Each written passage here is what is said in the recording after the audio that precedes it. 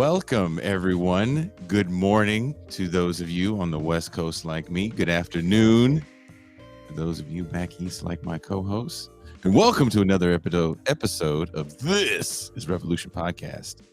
I am your host, Jason Miles. And once again, I'm in a different location. And this time, I'm even further away from the Bay Area. I'm not even in the Bay Area. I'm in a whole nother region, California, like 7 hours away. So we have a good show for you today. We're going to be talking about the Soviet Union. And yes, you guys can get all of your Stalin questions in today. But before we get there, the setup's a little hard to get to. Let me introduce my co-host, my homie, my dog. He was missing Thursday. I know you guys missed him Thursday, but that's okay because you can watch him on various black news channels. He was going at it. He was going ham. He was going so hard on the black news channel that Mark Lamont Hill was afraid to come on here. I don't know if that's true or not, but he definitely was on the Black News Channel. He is the man that is not afraid to Mau the bourgeoisie. Please welcome Mr. Pascal Robert.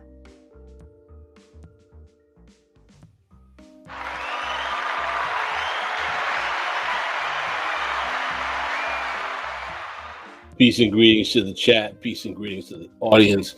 Peace and greetings, Jason Miles. Jason, I want to let you know that I missed being on the show on Thursday, but I know you guys had a wonderful show with you and Gene talking about healthcare. And I also want to let you know I'm very excited for today's show, and I just want to give a brief reminder as to why, because you already know this. For those in the audience who may have forgotten, I have two uncles who left Haiti during the height of the Cold War to go study in the Soviet Union. One went to study physics and the other went to study chemistry. I actually have a Russian cousin who was born in the Soviet Union during the Cold War. I have two cousins who were born in the Soviet Union during the Cold War. So I have a particular fondness for Soviet history, the Soviet project, coming from a country born as a revolution as well. So I'm looking forward to this show. I mean, he's very prepared. I just want you guys to know that. Me personally, in the back of my dark mind, I think that fool was like, you know what? I got to get these questions ready for Saturday. I'm not even showing up Thursday. Saturday is my day to shine. So he was practicing all his Mau questions on the Black News Channel. He was getting ready. So are you ready? Because, the Mau hour is also this week coming. That's right. We're going to have a great Mau hour. We're going to be talking about a video that's on YouTube of a civil rights panel after the March on Washington with James Baldwin, Harry Belafonte, and a few other Hollywood bigwigs and Sidney Poitier talking about their thoughts on the March on Washington. So if you guys want to be a part of this discussion and you want to ask Pascal questions in real time, make comments in real time, there's one way to do it, and that is become a patron. Patreon.com/Bitter Lake Presents, and wherever you're watching this show, there are links in the description. That being said, he was once the black man in Maine. Now, he is just another brown drop in Chocolate City. He is Marcus of the Left Flank Bets. Yo. Well, and that's the thing. Machiavelli has to be close to power to be able to, give the nuance and explanations. So let's get our no votes, no yes votes. Just gonna sit on the sidelines and just stay happy to be here. And also we can't forget the host of a new gaming show. You can't see behind me, but there's like gaming shit everywhere. This is actually the place where I learned about role play gaming. people that own this place actually taught me a lot about that whole world. But great inaugural episode with friend of show, friend in real life, Dan Larson. He's everyone's favorite professor in the heartland. He's bringing leftist thought to one of the reddest parts of America. He is Mean Gene Bajlan. Good morning, gentlemen. Good morning, Pascal. Good morning, Marcus. And of course, good morning, Jason Miles. So the crew is all here. Are you guys excited for this show? I am. I will say this in Pascal, I wouldn't say defense of Pascal, but kind of to his point about this show being pretty good. We had agreed about a month or so ago that I wasn't going to make any more intro clips for the weekends because it just takes up too much time. And there's other actually projects that I'm supposed to be doing. Situations making it a little more difficult. And I wanted to make one for this show as I was putting, setting everything up and getting the events already. I was like, oh, I should do one for this. It's like, no, I fucking don't have time. I'm going to go down the dark rabbit hole. So I'm excited for this show as well because I know once we get rocking on this chat is going to fucking blow the hell up. Sadly, we should have got our other good friend and friend of show, Professor Asatar Bear on this one, because this one would have probably went for like 3 hours if we would have got Dr. Bear on. I don't know what's going to be so long about this. You don't. How much do you know about the Russian Revolution? I mean, like from what I see on Twitter, Stalin was a pretty good guy. The U.S. talked a little trash, but he was a pretty decent guy, and that's it. Go back to like he's also a smoke show or young Stalin. So like I don't know what's so controversial about the topic, but I'm open. I'm open to So Soviet Union history and the Russian Revolution is more than just Stalin. I am aware. Yeah, I'm just being facetious. Fascinating subject matter. One of the most important revolutions in the history of the world. I'm telling you, Pascal Thursday, he was like, I can't show up Thursday because I must be prepared. For Saturday. I would make the argument that the Russian Revolution is more important to the world than the French Revolution. Ooh. I mean, I think both those revolutions are important, but because they're all part of a broader revolution. Which was more liberatory, the French Revolution or the Russian Revolution? Well, they occurred at different times. So it's, at the time, the French Revolution was a progressive revolution. But by the 20th century, the bourgeois revolution had become reactionary. This is historical materialism, my friend. What countries in the global south got liberated because of the French Revolution? We haven't even invited the guests yet. This is what I'm talking about. I told you guys, you don't understand. This is why Thursday he wasn't here because he was getting prepared. Yeah, well, let's be denied. Let's bring on the guest, my dear friend from university.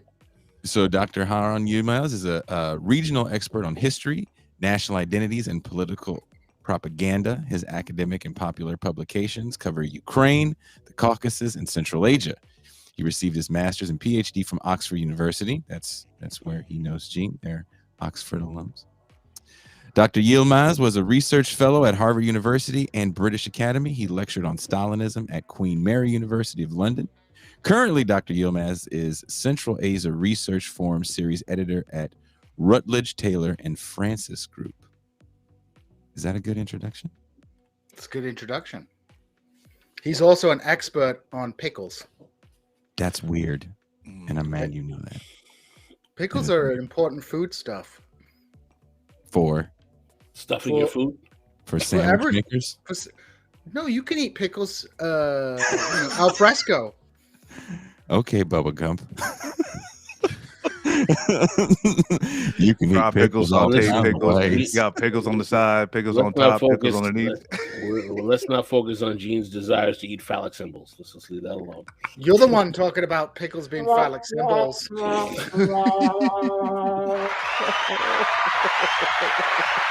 We're applauding Eugene eating pickles. So the guest. Please, assuming that they're still here. Please welcome everyone. If he hasn't ran away, please welcome Dr. Harun Yilmaz.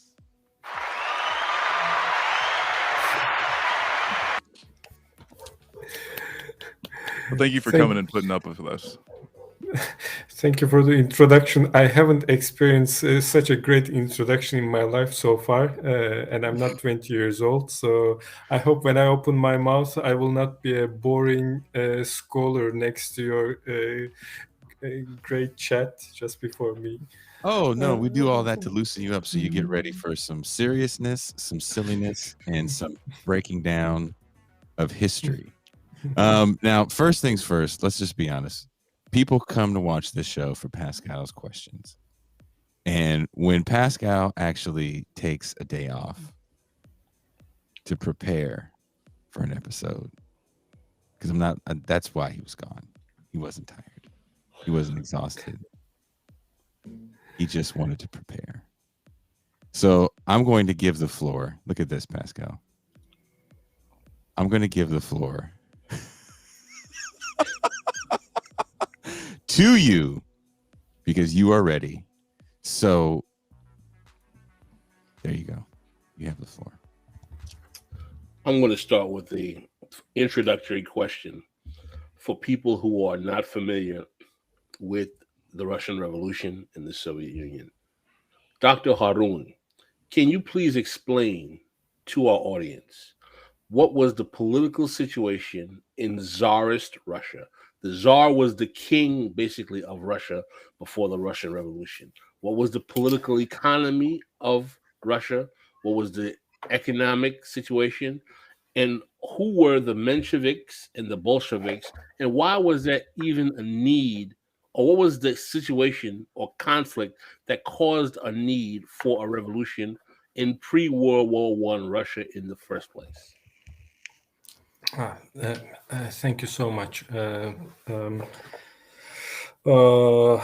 It's a very long question. Can be dissected into a couple of questions. If I forget something, please remind me. Let me start first to thank you all for your time and attention. Now, what was the political situation before the revolution in Russia? It's an interesting picture because in 1913, just before the First World War, the Romanov dynasty, which was represented by the Tsar Nicholas II, celebrated its 300 years ruling Russia as a dynasty. And they organized a grand tour in Russia from one province to another. The royal family traveled to see their subjects. Subjects celebrated the occasion, refreshing their, in a way, their bond between the subject and the monarch. If you have seen those photographs when they visited the different cities in Russia, you would think that no chance there would be a revolution in Russia. This monarchy is so popular. Everyone loves the Tsar, and everyone is for the monarchy. In 1913, just 1 year before the First World War. And we have in 1917 not one but two revolutions in Russia. Yes, in 3-4 years after that. Russia was, in economic sense, of course, it was experiencing a path of development, like catching up with the British, French, and German cases. Of course, Britain and United States were leading economies, and then would come immediately Germany, and then France and Belgium, etc., Italy, and in Europe, in Western Europe. Then we would have kind of a second league of capitalist countries, semi-capitalist, as a semi-industrialized, Austro-Hungarian Empire and Russian Empire.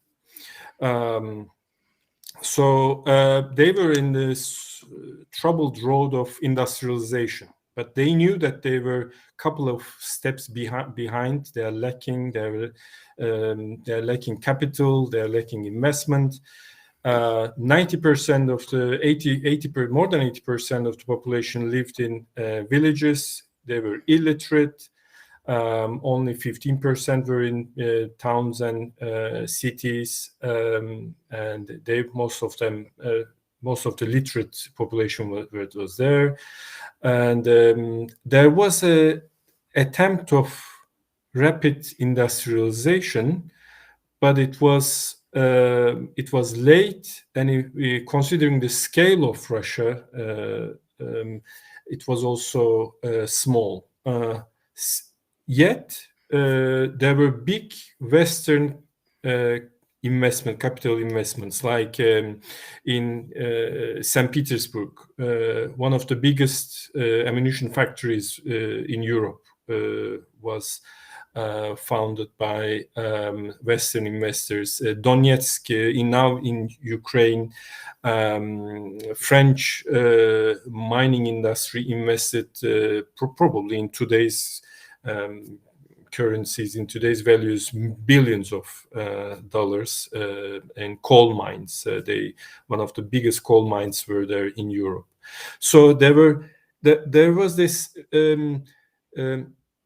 big industrial investments and a big ocean of illiterate peasantry, gradual internal migration from countryside to those points of attraction. And there's an increasing tension because there were constant and increasing inequalities in the society. Big investments brought big changes, transformations in certain spots, certain locations in this huge country, but the rest of the country was, of course, isolated. And big landlords from the feudal system, like they of course had a pleasant life. Most of them lived in St. Petersburg, in the capital. They had their own manors, big houses there, and sometimes they would go, in the summer to inspect their lands. That was big inequalities. An autocrat ruling without sharing, as much as possible, without sharing political power with any kind of parliament, political parties, trying to keep the power in his hands. That also created, of course, tension, because there were people who wanted to reform the political structure. They wanted to have a parliament, something similar to what they observed in Britain or in France. There were different proponents of political ideologies, center-left, center-right, that you could see at that time in France, in Britain, or in Germany. So basically, for our audience, is that Russia was a monarchy with a czar who was a king in a country that was basically more economically backwards than most of the industrial Europe, which was in some either advanced or moderately advanced form of capitalism, while Russia was largely a feudalist peasantry, where you had large numbers of the population illiterate farmers who were working on land that was not even their own for feudal landlords like they had in Britain before the coming of capitalism, going back to like the 1200s and 1100s. And one of the reasons Karl Marx is famously known for saying that the last place he believed that there could be a socialist, a communist revolution was in Russia, is because there was no proletariat, because it was a peasant, agricultural, feudal peasantry. And people who know their Marxist or socialist history is that it's not till the invention of Maoism that socialists come up with the idea that peasants, farmers, can be revolutionaries as well. So at that time, there wasn't even a belief that a country like Russia was even capable of having a Marxist revolution, because it did not have an industrial proletarian labor base. Would I be correct in that assessment? Completely correct. Yes, that was the case. We could say, yeah. Mm-hmm. But can I just ask though? But you mentioned that there had been a process of industrialization. So certainly, the majority of the mass of the population in Russia during at the time of the Bolshevik Revolution were peasants. 80%, you said 80% people. But we do have this situation of combined uneven development, where you do. Alongside some of the most backward economic structures in Europe, very advanced form of industrial organization and a small but influential proletarian class. So yes, certainly we're not dealing in a society where we have a majority of the population living in cities and working as industrial workers, but we do have in critical nodes of political power in the Tsarist Empire, St. Petersburg, Moscow, we have a modern industrial economy, and in fact an industrial economy which is hypermodern. It's like they're not importing industrial technology from the mid 1850s. The French investors, the other investors are bringing the most modern forms of industrial organization. So we have this very strange situation where we have a coexistence between an industrial proletariat that is a minority but is located in strategically important parts of the country, and then the vast majority of the country, which is peasantry, and we'll come to this later, but and also not Russian. You have a huge, maybe only 50% of the population are ethnic Russians, and we have this huge unconsolidated population. But I think it's important to stress that would you agree there was the great spurt of the late 19th, early 20th century, the great, this did create some kind of industrial proletariat? Yes, of course. I mean that's the reason. One of there are many reasons of these tensions before the revolution, and one of the reasons was this source of tension was this unequal development in the country. You would find certain cities or certain regions extremely developed thanks to injection of high volume of capital, let's say in St. Petersburg, as I gave this Putilov ammunition factories, the biggest ones, and also steelworks, yes, and coal mines in Donetsk. Odessa, for instance, was a modern, pleasant port city, a modern city. That was a big port at the Black Sea coast. So, but then the rest of the country, in a way, experiencing a different century, a different time zone.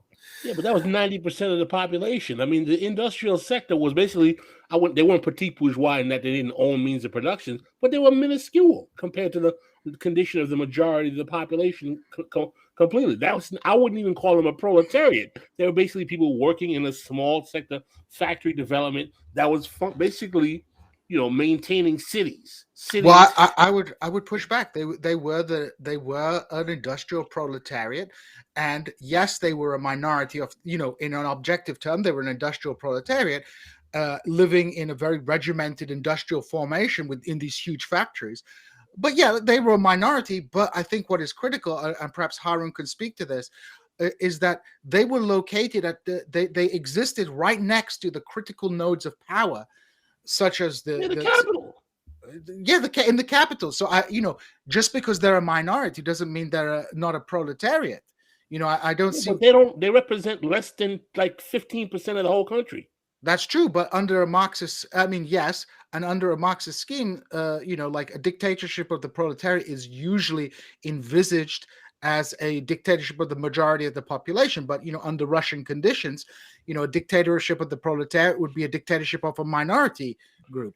Hence why Marx would have said that Russia was not the place where we're going to see a socialist revolution.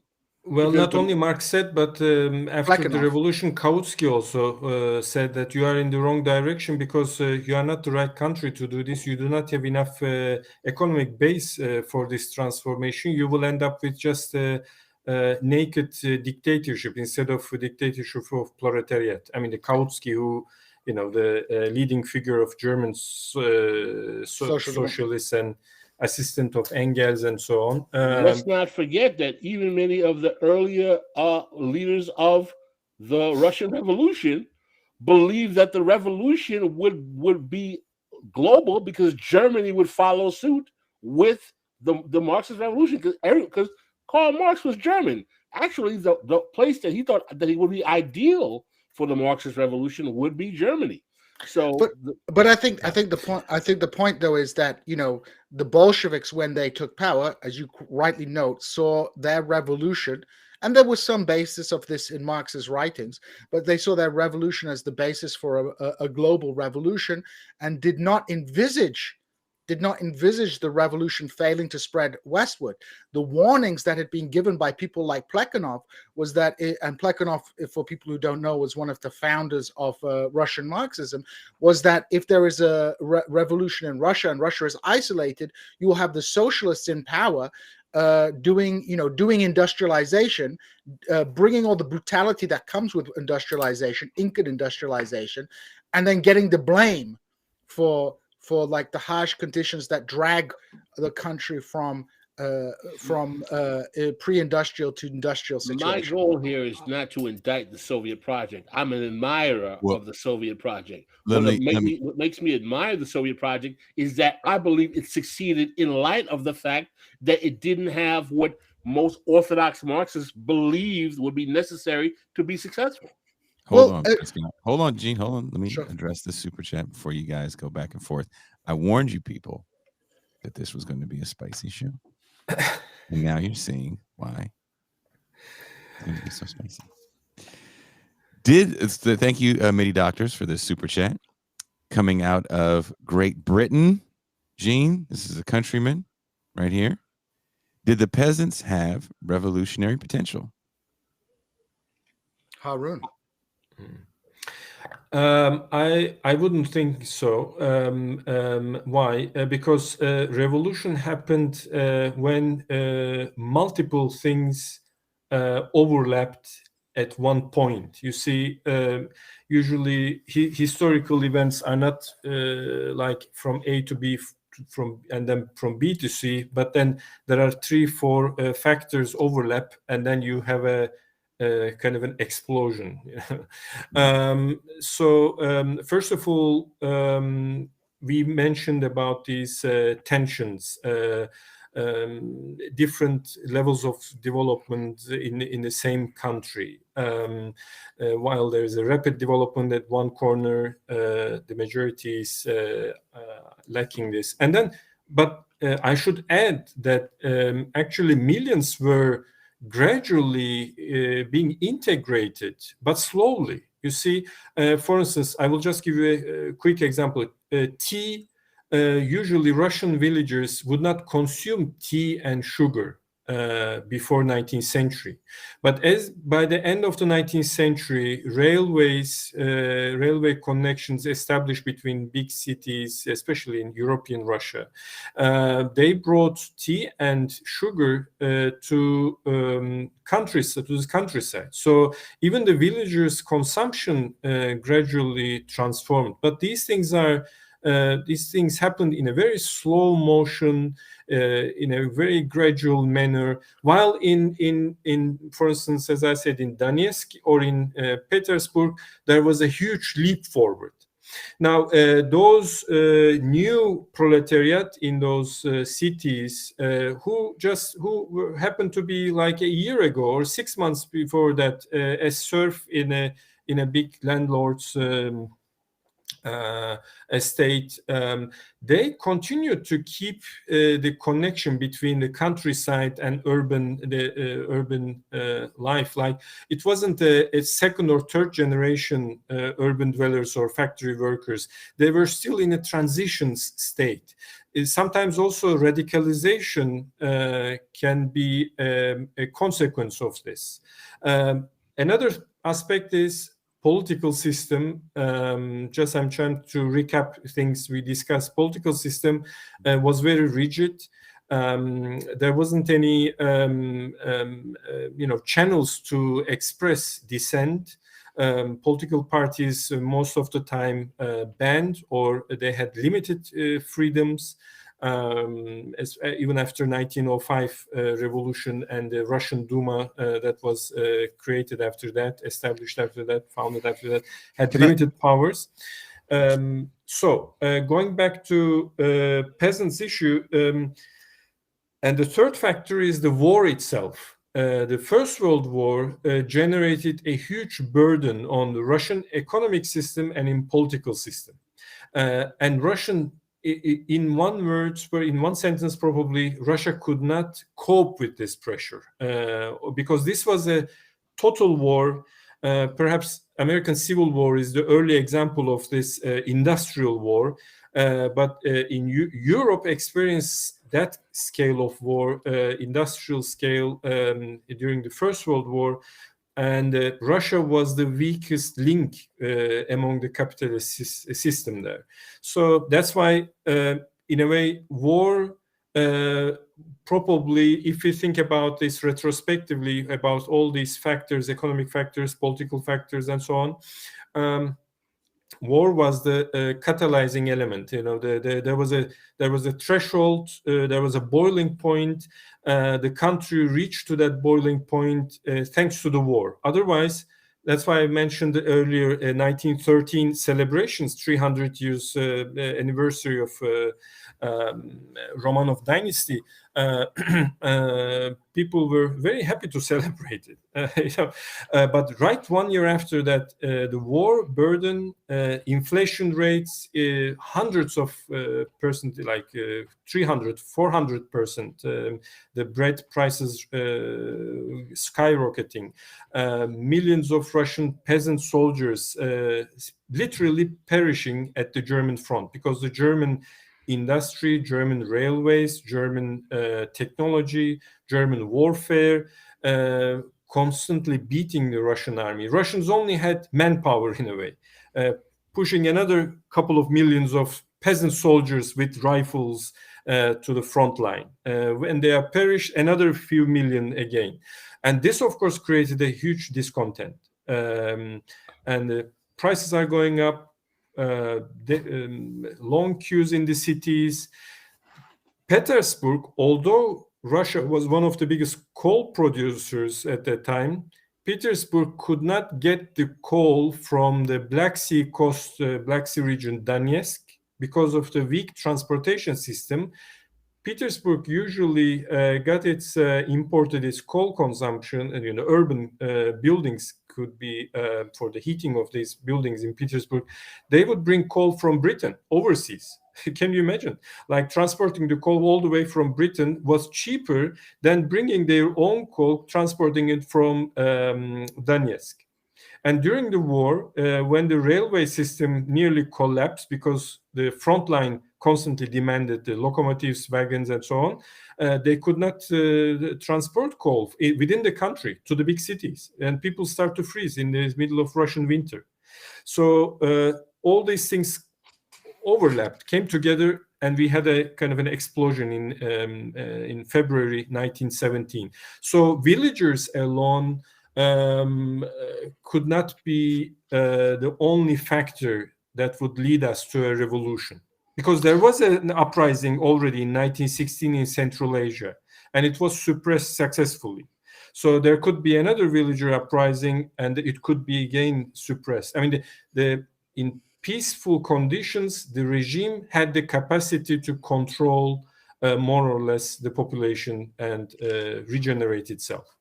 I want to War ask created extra burdens. I wanted to ask two very important questions. Wasn't it considered that Tsar Nicholas, basically because of the way he came into power, was going to be weak, wasn't he? He basically predicted to be a very weak, unsuccessful Tsar in the first place.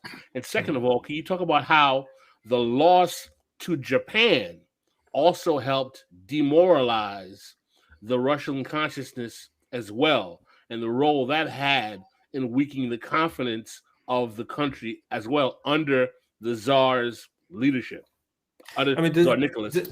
The Tsar's personality and his role in shaping the course of events in between beginning of the century, let's say, first year of 20th century and 1970, that's 17 years if you think about that short period. There are historians who claim that if Russians had a different Tsar, then everything could be different. When you look from Marxist perspective, of course, to invest too much in individual characters is something that you try to avoid, because what was I can't now remember the exact phrase, but Marx says individuals cannot they make decisions, but they make those decisions within the conditions that were created before them. Man makes his own history, but conditions not, in conditions not of his choosing, I believe it. Something like that. Excellent. Yes. So since then, there is a discussion among historians, of course, when they discuss these. When they consider these kind of turning points in history, how far individuals had an impact, or they were shackled, they were enslaved or limited by the conditions that they live in, economic conditions especially. So Tsar was not a good politician. We know that. To be a good politician is important if you rule a big country and if you want to jealously keep the political power in your hands and refuse to hand over part of the political power to a parliament or some political parties to a cabinet of ministries. In that sense, he was very conservative. He did not have a reformist mind. This also increased the problems, deteriorated things, especially during the war. And on top of that, he was probably not the best military leader in history. And he personally took the initiative and went to the front line and supervised the military operations. And that's why when the Russian army was more than once defeated by the Germans, everyone blamed the Tsar, ordinary people, because he wanted to run the show, but he did not have the capacity to do that. What about the Japan factor? What about? Japan. Yeah, of course. The 1905, the defeat was an important thing, I think, because Russian state, Russian political system, autocracy was based on military victories. And Russian state, except the Crimean defeat, for the last 200 years, delivered what it promised, expanded the territory and defeated the Napoleonic army. In the southern neighbors, the Ottoman Empire, Iran, gained territories in the south as well. So, and the initial perception of Japan was another Asiatic people, another Asiatic country that we can defeat like this, because we are superior here. We rule this Eurasian land, and who they are, you can find even racist depictions of Russian cartoons of that time. But then the Japanese Navy and army, they managed to defeat the Russians. And that was, of course, a big, I think, blow in the self-confidence of the Russians, which actually between 1905 and 1914 triggered another wave of reforms, because the system was so static that in Russia you would see reforms, you would observe reforms always after a military defeat. After the Crimean War, you can observe, for instance, Crimean defeat. The emancipation of the peasantry. Exactly, and rapid construction of railways and so on in the second half of 19th century. And then after 1905 defeat against Japan, again another wave of reforms. How can we rapidly develop and industrialize this country? Where can we find the capital? How are we going to solve the capital accumulation problem? These were all discussed among the elites in Russia before the revolution. And when the Bolsheviks came to power, they found the same problem in front of them. How can we rapidly develop this country, and how can we find necessary capital for that? How can we accumulate the capital for rapid industrialization and urbanization? Going kind of even back to like the things in the there's like the developing narrative on the ground of like why they like kind of went to the revolution. Can you go into some of like the players and also if you could tie them to like what are the specific actions or pushes these other players are pushing? So who are the people who are pushing for government reform, which eventually resulted in I think a neutered Duma to begin with, and then talking about the rigid, like you're talking about the rigid government process or rigid politics, but also it's like who are the people behind that, and I guess who are the populations representing those reforms versus the Bolsheviks and the Mensheviks, and how do those different groups start acting on each other prior to revolution? I see that also we can link to the other half of Pascal's question. I did not cover who were the Mensheviks, Bolsheviks, and what was that about? Now, of course, when we think about these ideologies, political movements, and so on, we tend to think. Sometimes we tend to think that the whole country is involved. That's a very modern concept, millions of people involved in politics. That's a very modern concept. Russia in the beginning of the century, before the revolution, was a very traditional country in that sense. What I mean by this, as I said, majority of the population they were villagers. They were more passive agents. They were isolated. They were not part of a bigger economic structure. So they had a vague perception of what's going on. Okay, there was a Tsar, and that was our father. We obey him. And there is a church, and there is a priest in that Orthodox church, and this is the right belief, and we pray there. And that's it. And the rest of it was village life, my small plot of land, what I'm cultivating, how is the weather going to be, if I'm going to, I have a daughter, where can I find a good man as a husband for her, like those kind of daily life issues, but not like, what's going to be the future of Russia? We want democracy, or we want freedoms. I mean, ordinary people, isolated villages living in huge distances. I mean, there are provinces in Russia as big as France, and only 500,000 people live there. You see what I mean? And there is no telegraph lines. There is no railroads. Once a while, a passenger comes, or a postman comes twice a month, delivers something, and then goes in muddy roads. In the winter, roads are blocked. In the spring, the mud because of sticky mud, you cannot even walk on those roads.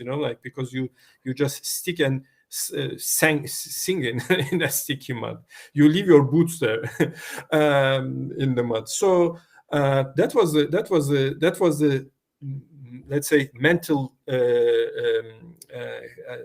map of an ordinary person. And then we have a minority of literate, educated people in big cities, 10%, 15%. Some of them even traveled to Europe. They saw what's going on in Paris, in London, in Berlin, rapid industrialization of Germany, how they managed to catch up the British, and even sometimes surpassed with their electricity, chemical industry, and so on, and a bit of admiration for that, including Bolsheviks.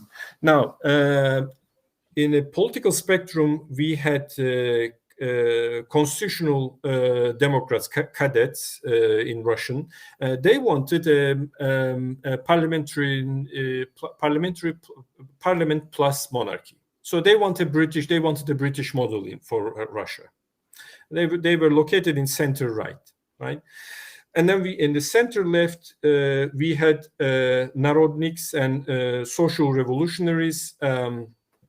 They had, it's of course, 19th century is a long story, but they wanted more like a popular, they were for a popular uprising, a more popular involvement of the ordinary people in politics, universal voting rights, at least for men, for that at that time, of course, their priority, and more emancipation and so forth.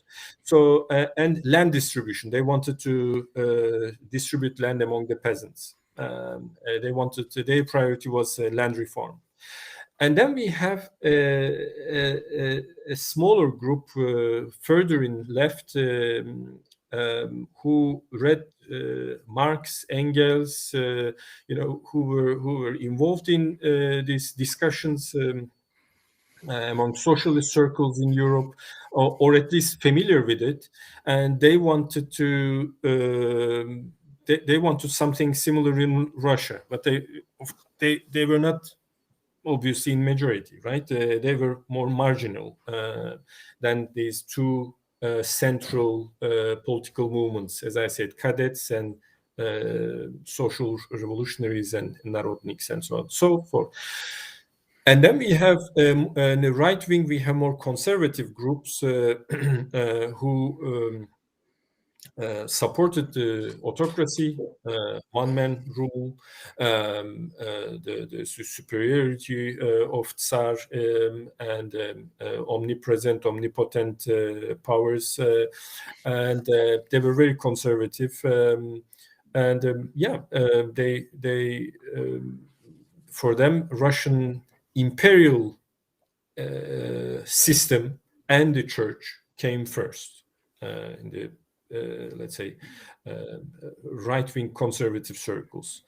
So that was the spectrum. Within the Bolsheviks, within the Marxist, Russian Marxists, we have a well-known division between Mensheviks and Bolsheviks, because the Russian Social Democrat Workers' Party, essentially, was founded, and the Russian Marxist followers of Marx founded the party, and then within that party we had gradually two branches appear. There was a split division: Bolsheviks and Mensheviks. Of course, we can also count sometimes Trotsky as a third element. That's of course detailed party history, and they had different approach. Mensheviks and Bolsheviks had a different approach, as you know. Bolsheviks wanted to have a militant, small militant revolutionary party,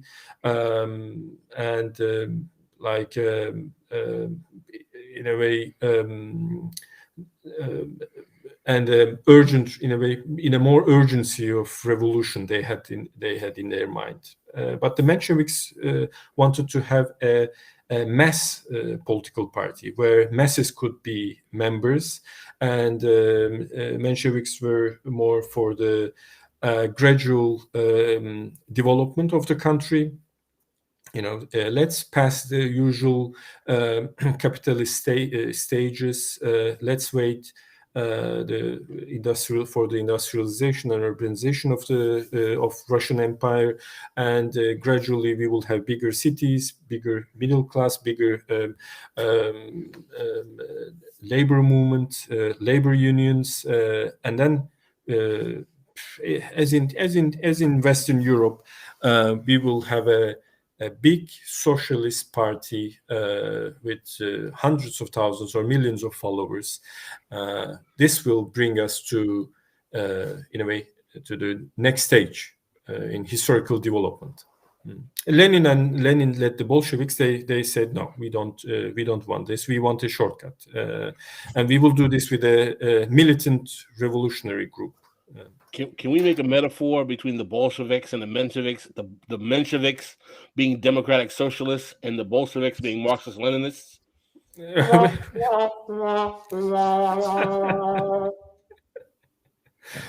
Well, I leave it to you. I think it's a pretty effective metaphor. What do you think, Gene? I think trying to apply political term, trying to apply the metaphor, you're trying to hammer a square shape into a round hole. That's what I think. I just want to say one thing. This is if you guys indulge me. Can you I have a theory about Lenin. I believe that Lenin's whole motivation stems from the fact that his brother was assassinated by the Tsar. Point blank. Can you address that? Because I think that's a part of his personality that I'd like people to talk about, and I'd like to put him in context because he's kind of the father of the Soviet Union as a country. What do you think about that as a motivating factor, and where is his role as a Bolshevik, and where was Trotsky in relation to the Bolshevik and Mensheviks? That's a hell of a question there, Pascal. Damn. Good question, actually. Again, this brings us back to the role of the individual in a historical process. I mean, the personal motivations, of course, psychological motivations of a person, of an individual to follow a political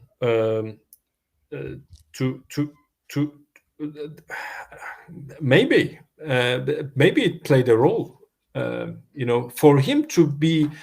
The thing is,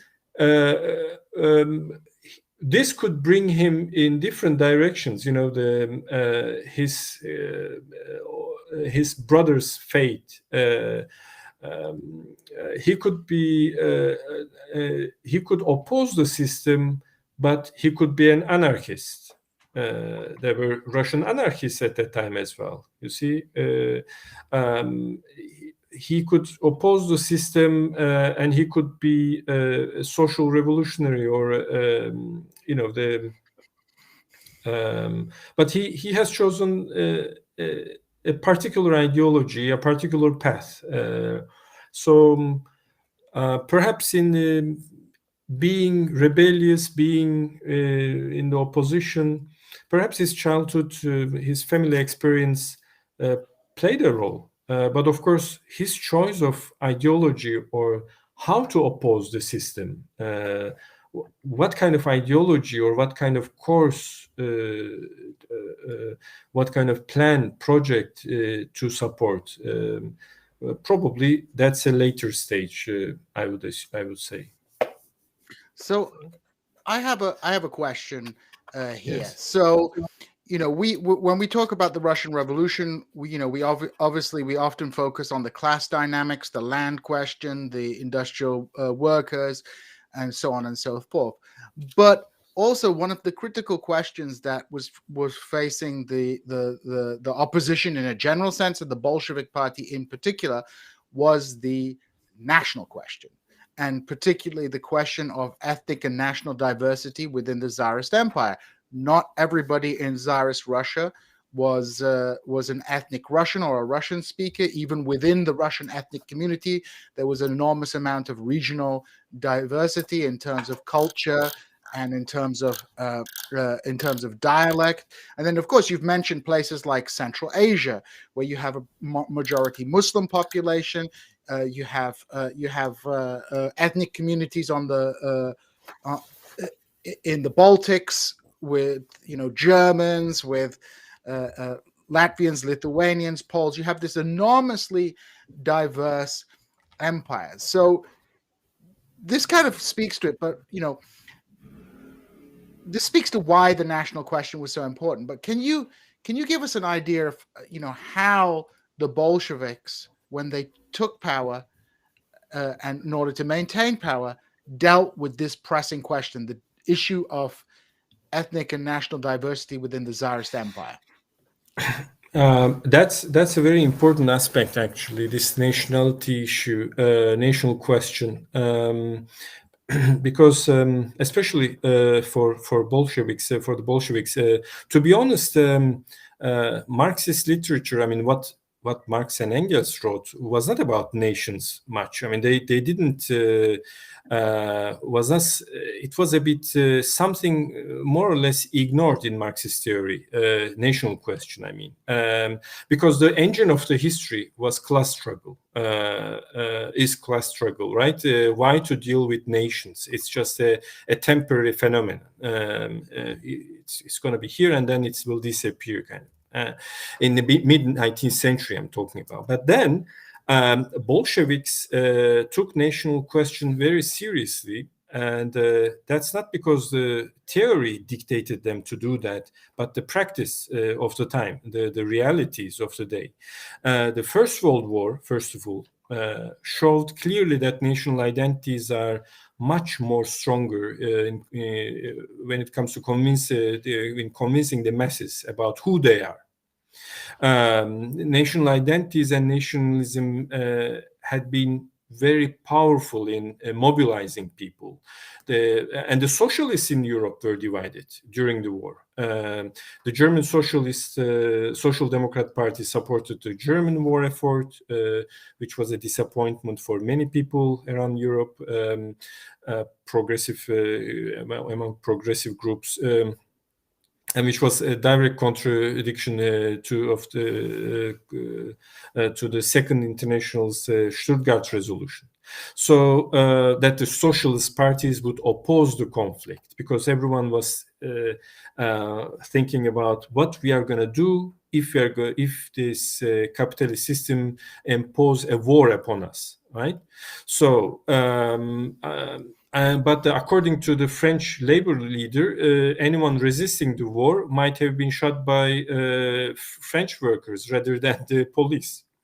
So politicians also found a wave of nationalism that they could not. Left-wing socialist politicians that they found it very difficult to limit or push back, and then most of probably half of the Bolshevik leadership was in Europe when the war started. Lenin was in Switzerland. Trotsky was also abroad. I think he was in New York, or if I'm not mistaken. Zinoviev was in Europe as well. And Stalin in 1912-13, he came and went back to Austria-Hungary and then went back again. So they could observe the power of national identity and nationalism in Europe. I can go more into detail, but I will just want to move on to another aspect. The other aspect is the Russian Civil War. Again, Russian Civil War demonstrated the power of nationalism or national identities. Now, the Russian Civil War usually considered as a struggle between the Bolsheviks and the white forces who wanted to restore the old regime, right? Mostly monarchists. But it was at the same time a clash between Russian and non-Russian forces. In the Caucasus and Central Asia, non-Russian populations in many cases supported the Red Army because the United States. Pardon? The United States supported the White Army. The United States, the French, the British. It was an international war to fight for socialism. Exactly, but within the Russian Empire, I mean the Russian Republic after the February Revolution and during the Civil War, after the October Revolution, many non-Russian ethnicities supported the Bolsheviks because Bolsheviks were fighting against the Tsarist rule, and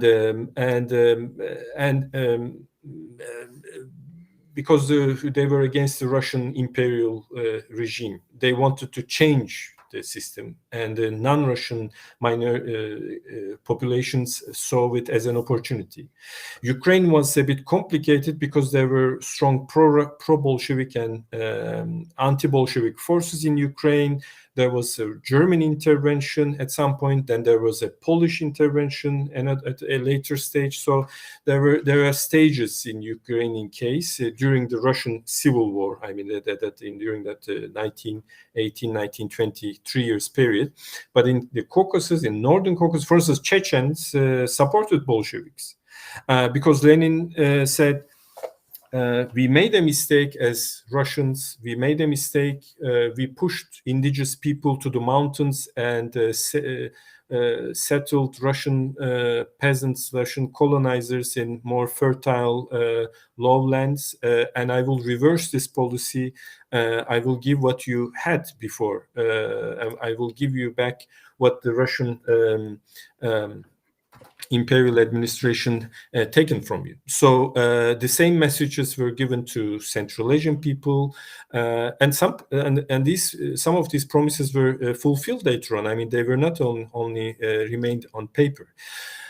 And that brings me to the last point. The Bolsheviks promised something new. And these non-Russian population supported the Bolshevik cause, because Bolshevik program clearly promised cultural rights, a certain level of self-determination, and that was more successful securing the support of the locals than the White Army leadership.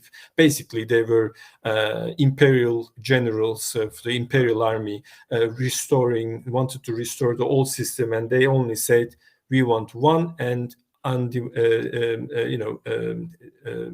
a single unit Russia as before. And they didn't recognize the ethnic identities, and they did not plan to they had no plans to give any kind of autonomy or cultural rights to any non-Russian groups. Jews, Ukrainians, Belarusians, Baltic nations, whatever, Armenians, Uzbeks, didn't matter for them. They thought Russia belongs to Russians, and full stop. So they did not have anything to promise to the non-Russians. And we had a super chat that I wanted to address. It's very important. The person asked, how did the Tsar's anti-Semitism affect the development of the revolution?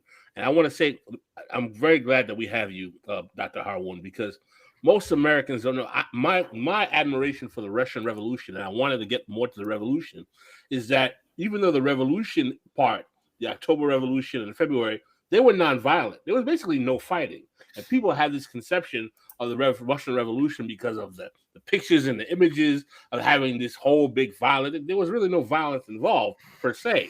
But what is the most important to me about this history, even though it's called the Russian Civil War, is where the real honor of the Soviet project comes, is that most Americans don't know that the United States sent something like almost 10,000 troops to defeat the Soviet project. The British, the French sent thousands of troops at the beginning of the Soviet Union project with their white army to come together to crush this earlier project, with Lenin as the leader and Trotsky going all over during the Russian Civil War and destroying these imperialist capitalists and making the Soviet Union the victor. Most Americans have no knowledge of this history.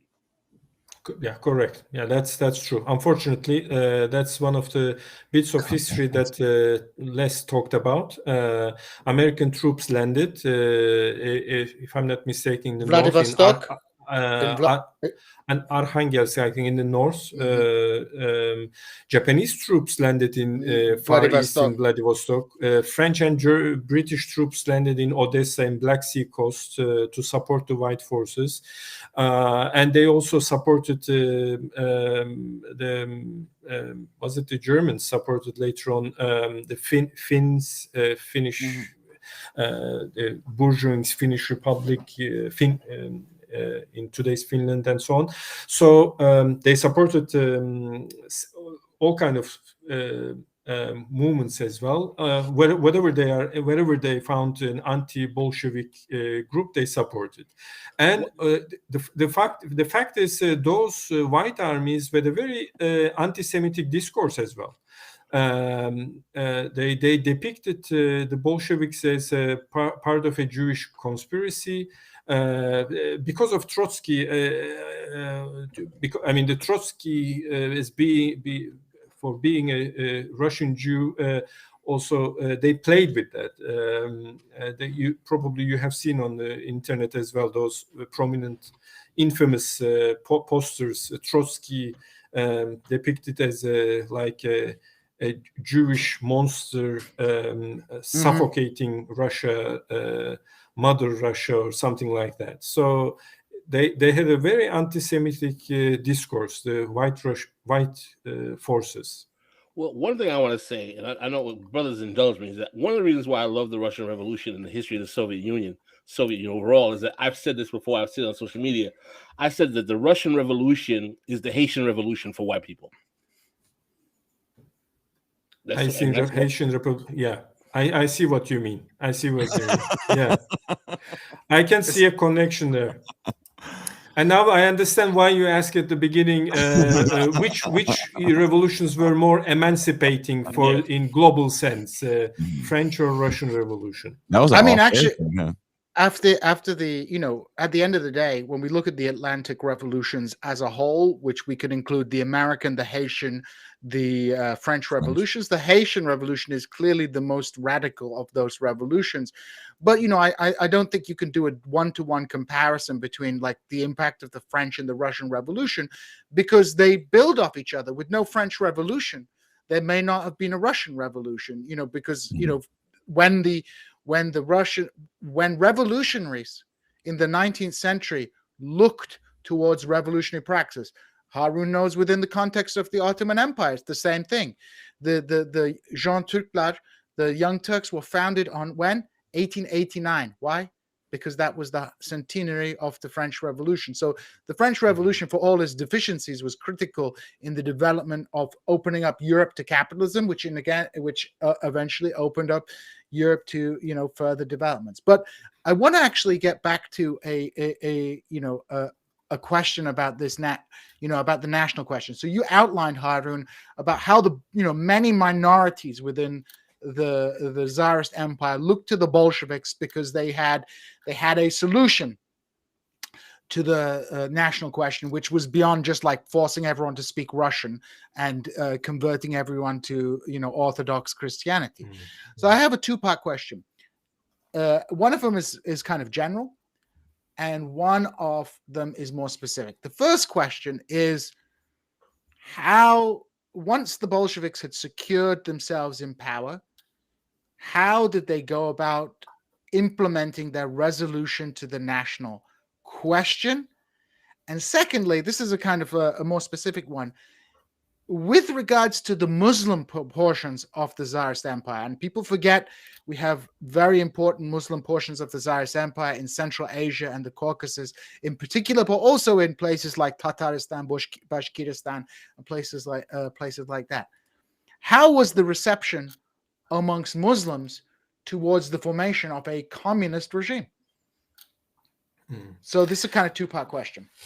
Now, let me say a few things. Thank you very much. About this, before I forget the Haitian revolution in Haiti, I think there was a Soviet project to to do a movie about this, but I might be mistaken. I should check it out, and I can send you, if I found something interesting, I can find you later on the details. There's just a side note, footnote I wanted to add there. Now, going back to nations. First of all, I want to say a few words about how Bolsheviks saw nations and nationalism, right? Because they understood that this is something important, and they cannot reverse the river of history. They should find kind of an accommodating position. They cannot ignore it, but what to do with it, right?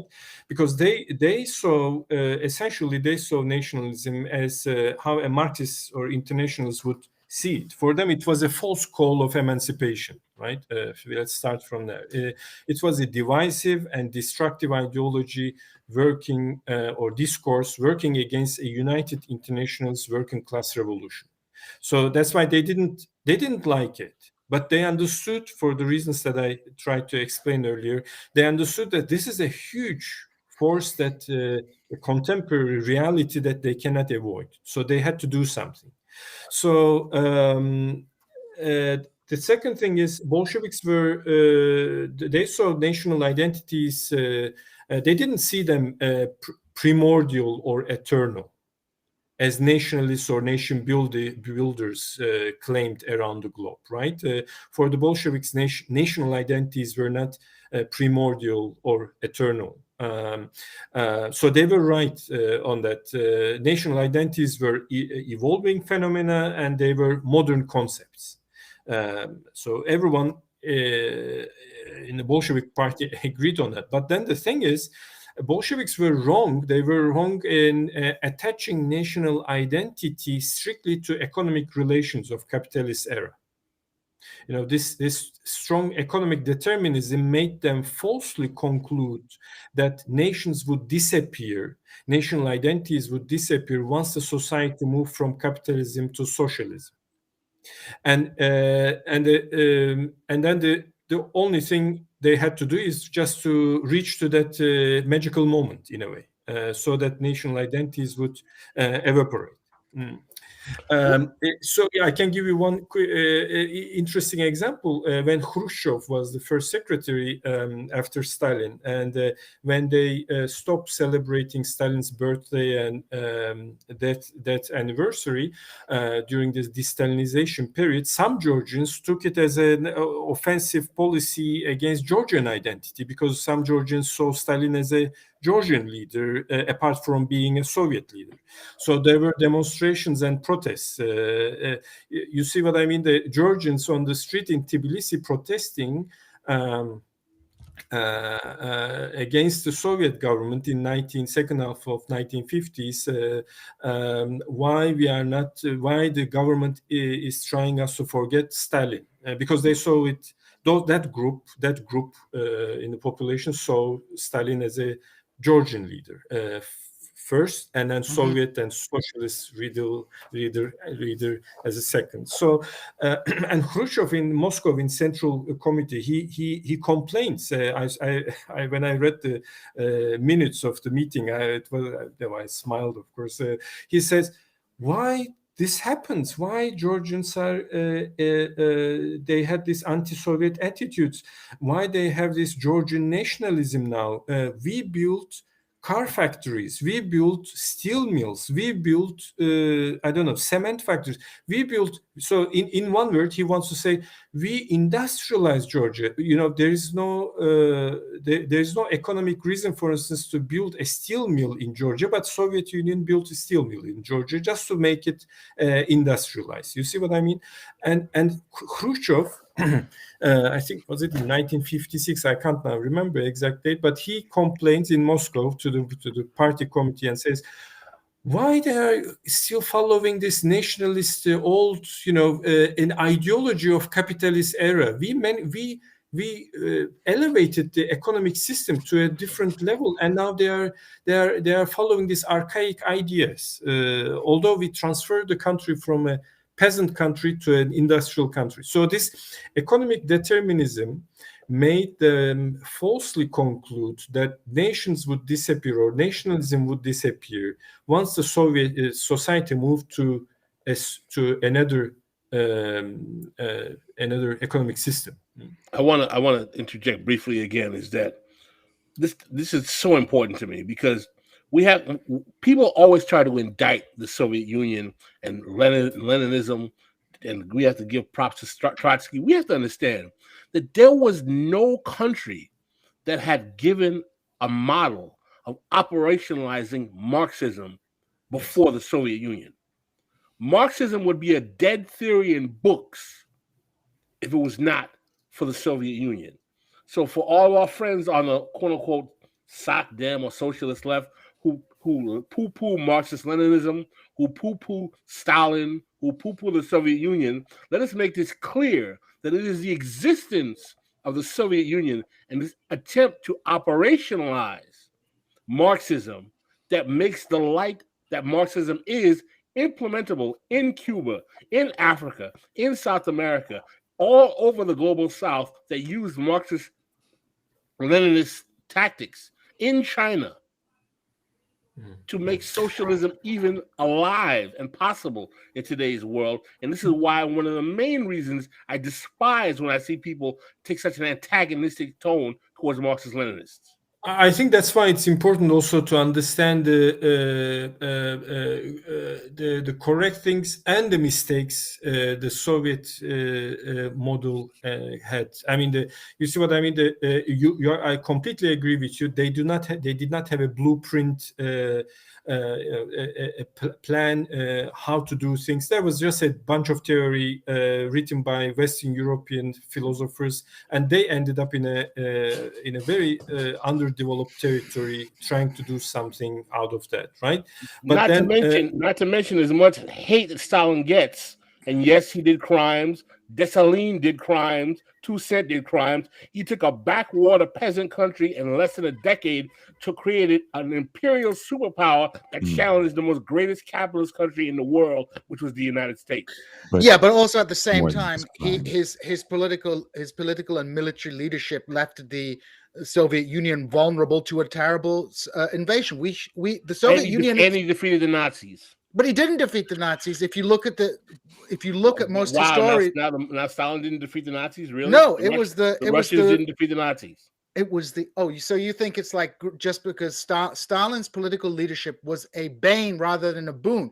You had the officer corps trained that was purged by Stalin, and they had to bring Russia when the Russians beat the Nazis. They had to bring them back. They had to bring back. Who was the leader of the Soviet Union when the Russians beat the Nazis, Gene?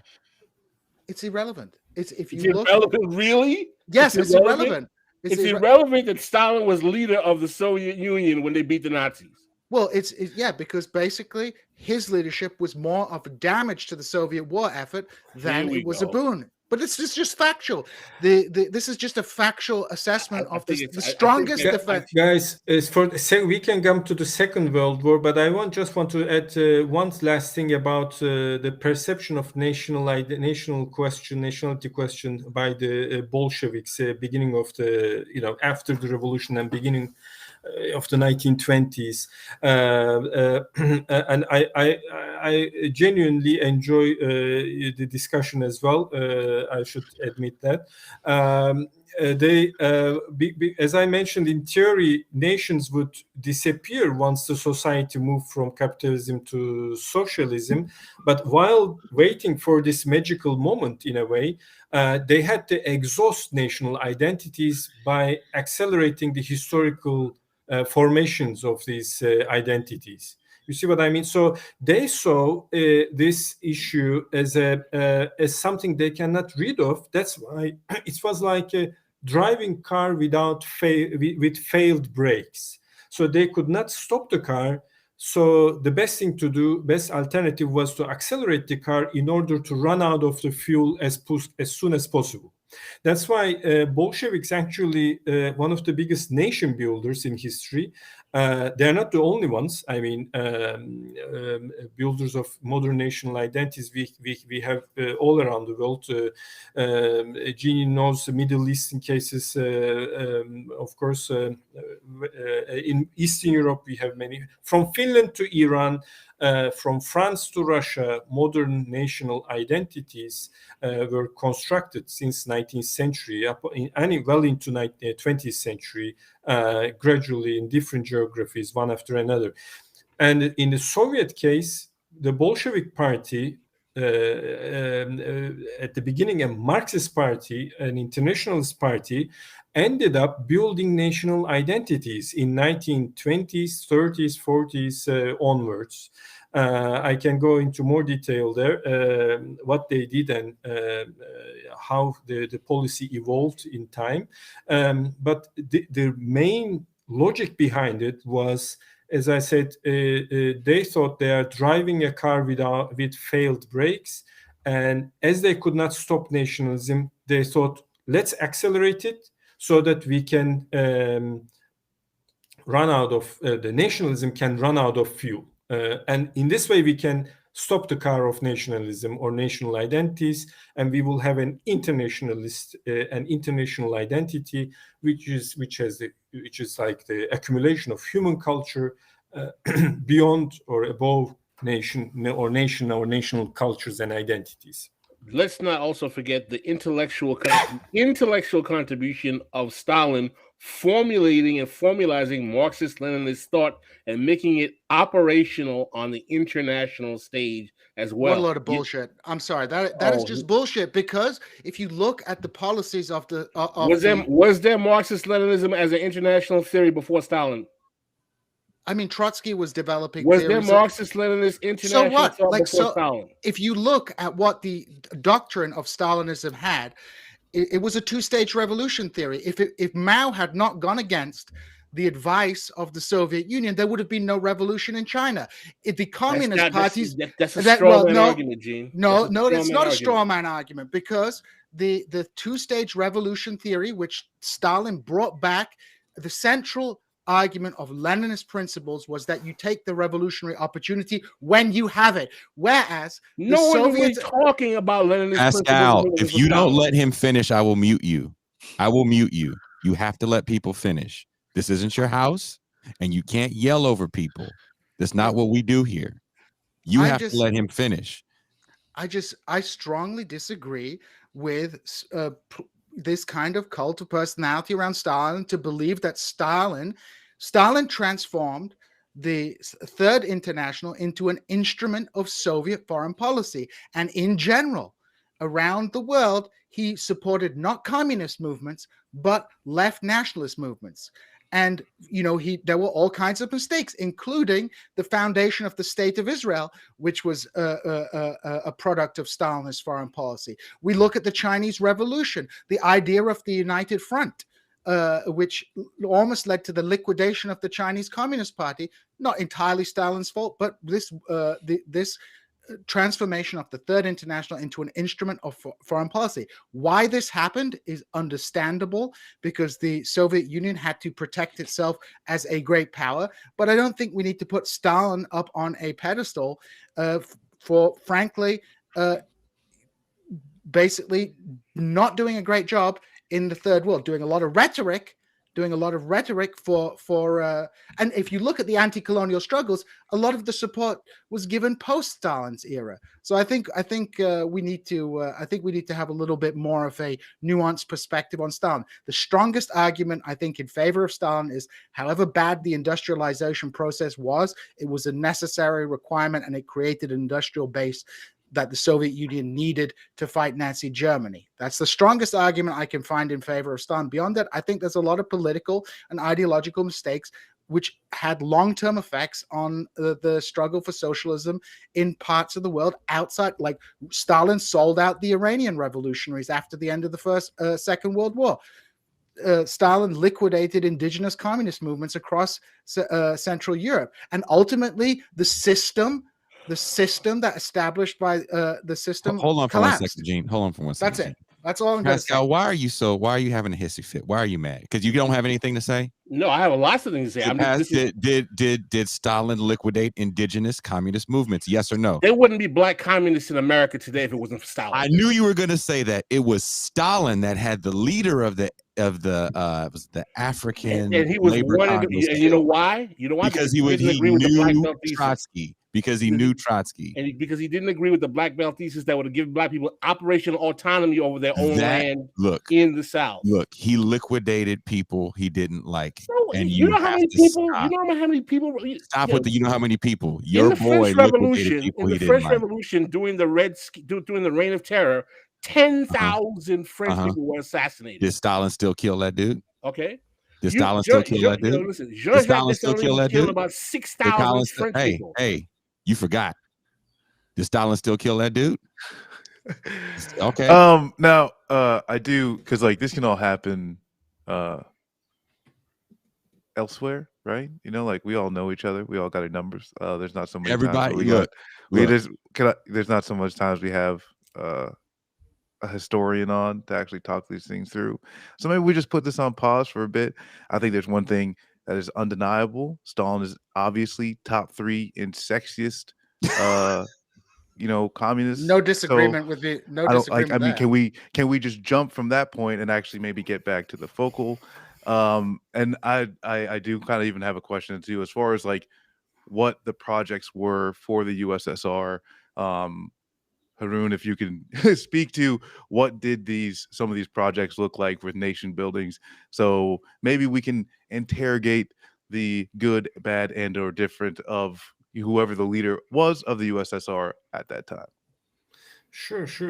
Yeah, exactly. The nationalities issue, like the Bolsheviks, of course, as we already discussed, they understood the importance of nationalities, national identities, and they were not in.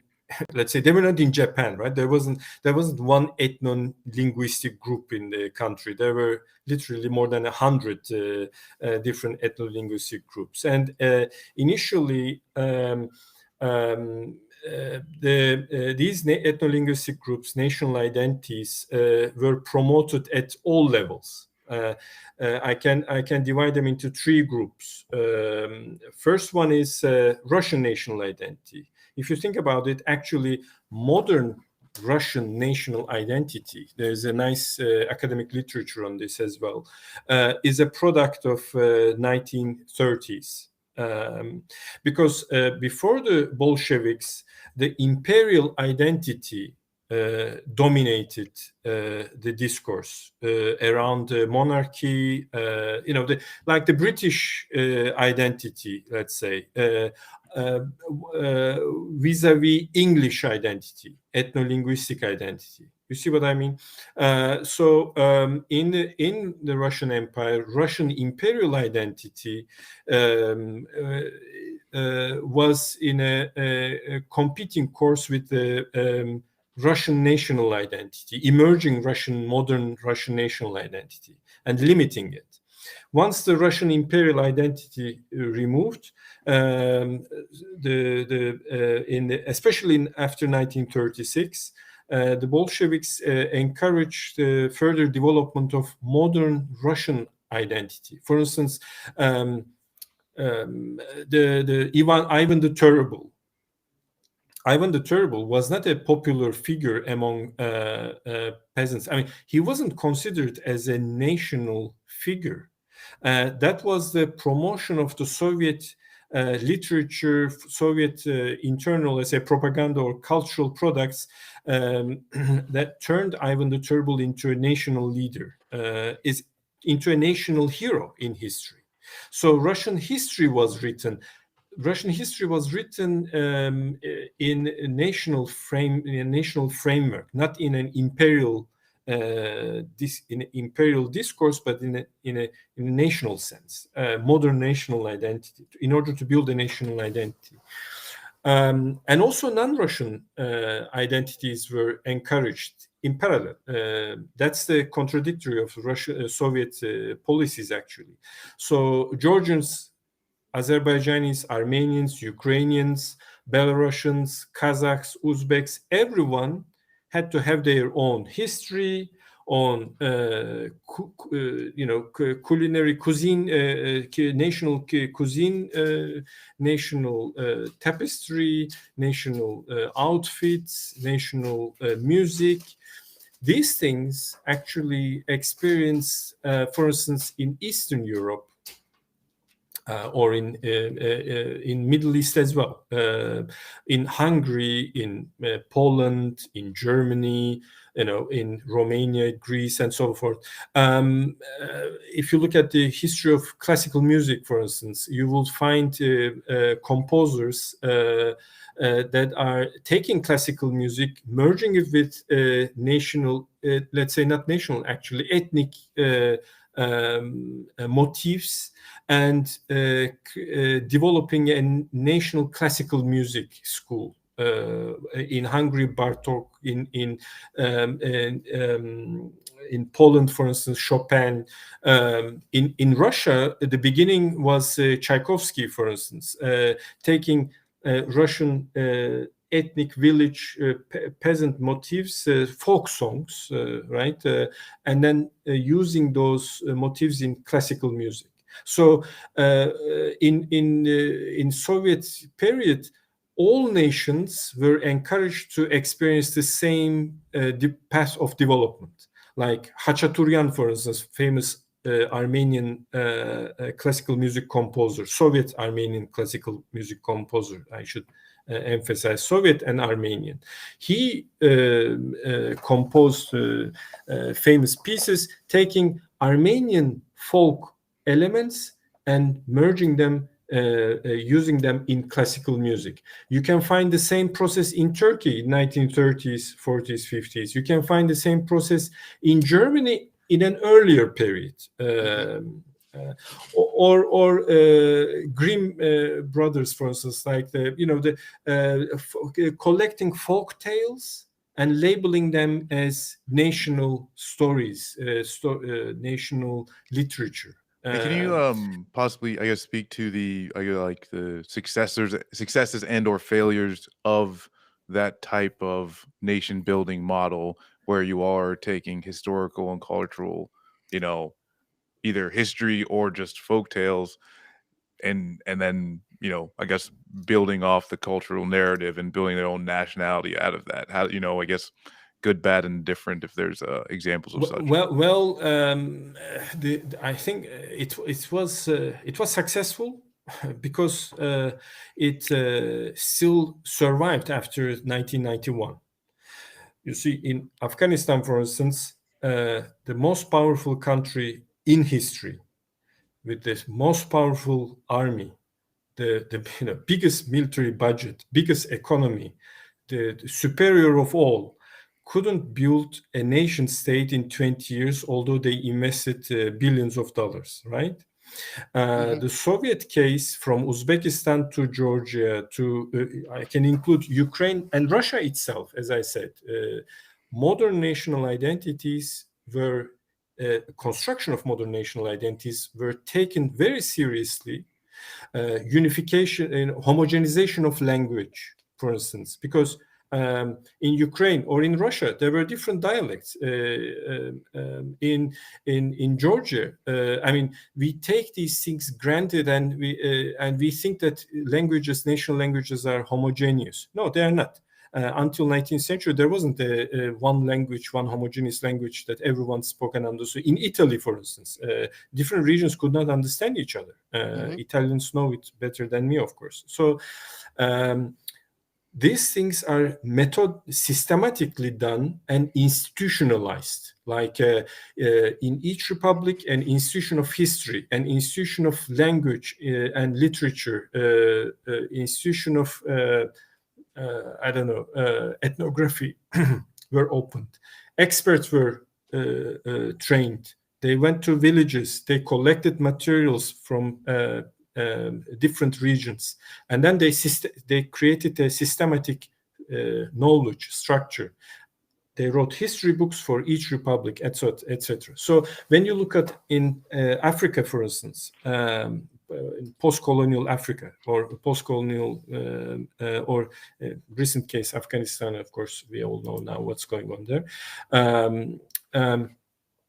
That also brings us to this discussion: if Soviet Union was a colonial power for non-Russians in the Soviet Union. You see, there's a Cold War discussion like that. So if you see the difference, is very clear because the Soviet case was in a way state-driven rapid modernization. The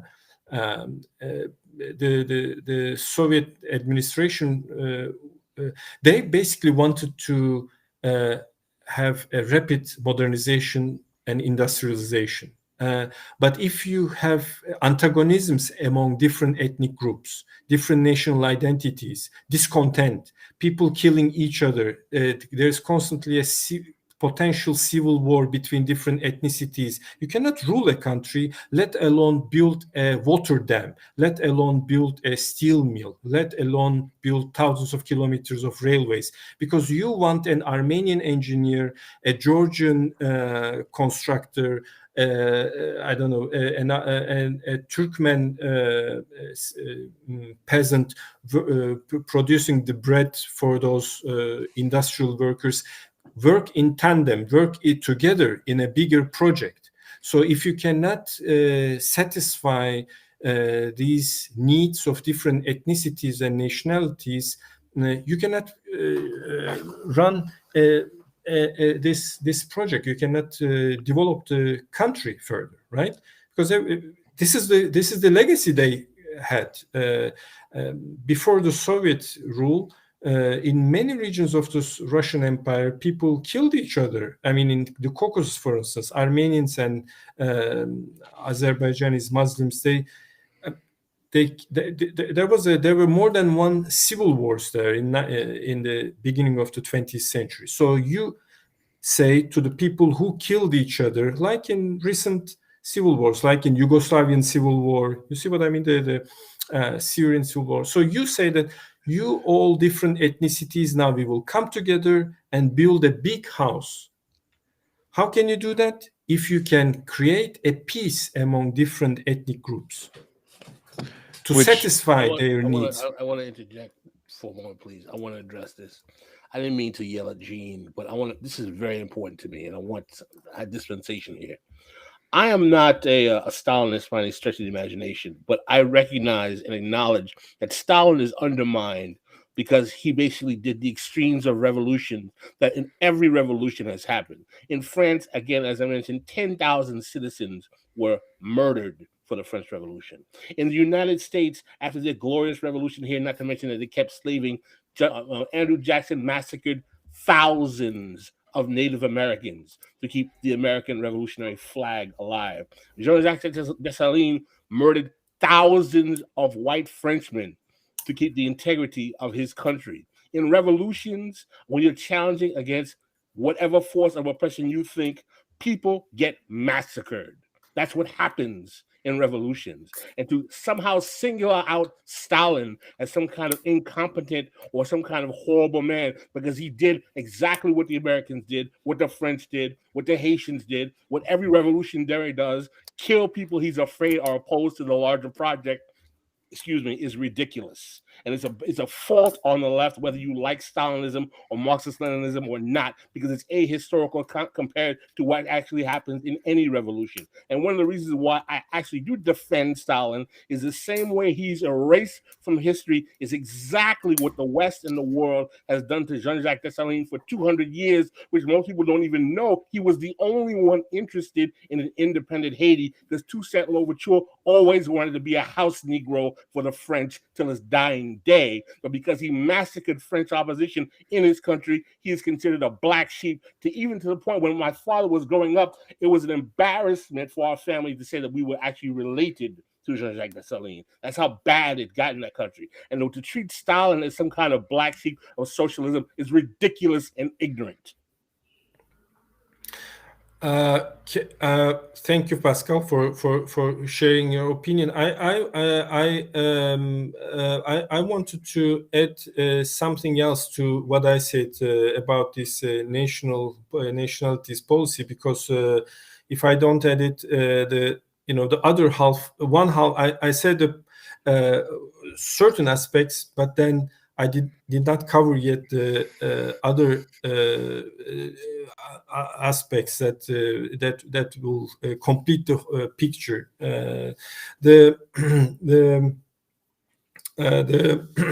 As I said, this encouragement of Russian and non-Russian identities went hand in hand until 1936, which included also smaller ethnic groups like gypsies, for instance, right?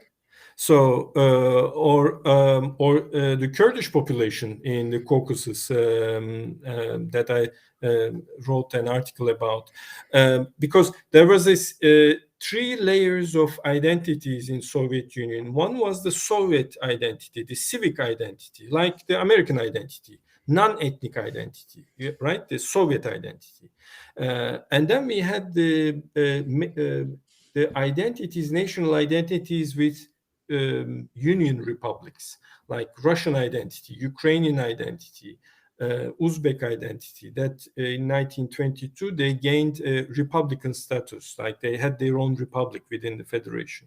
And then we had smaller groups like 100,000, 200,000, 500,000, 10,000, 20,000 populations, right? Very small. Udis, for instance, in the Caucasus, like few thousands.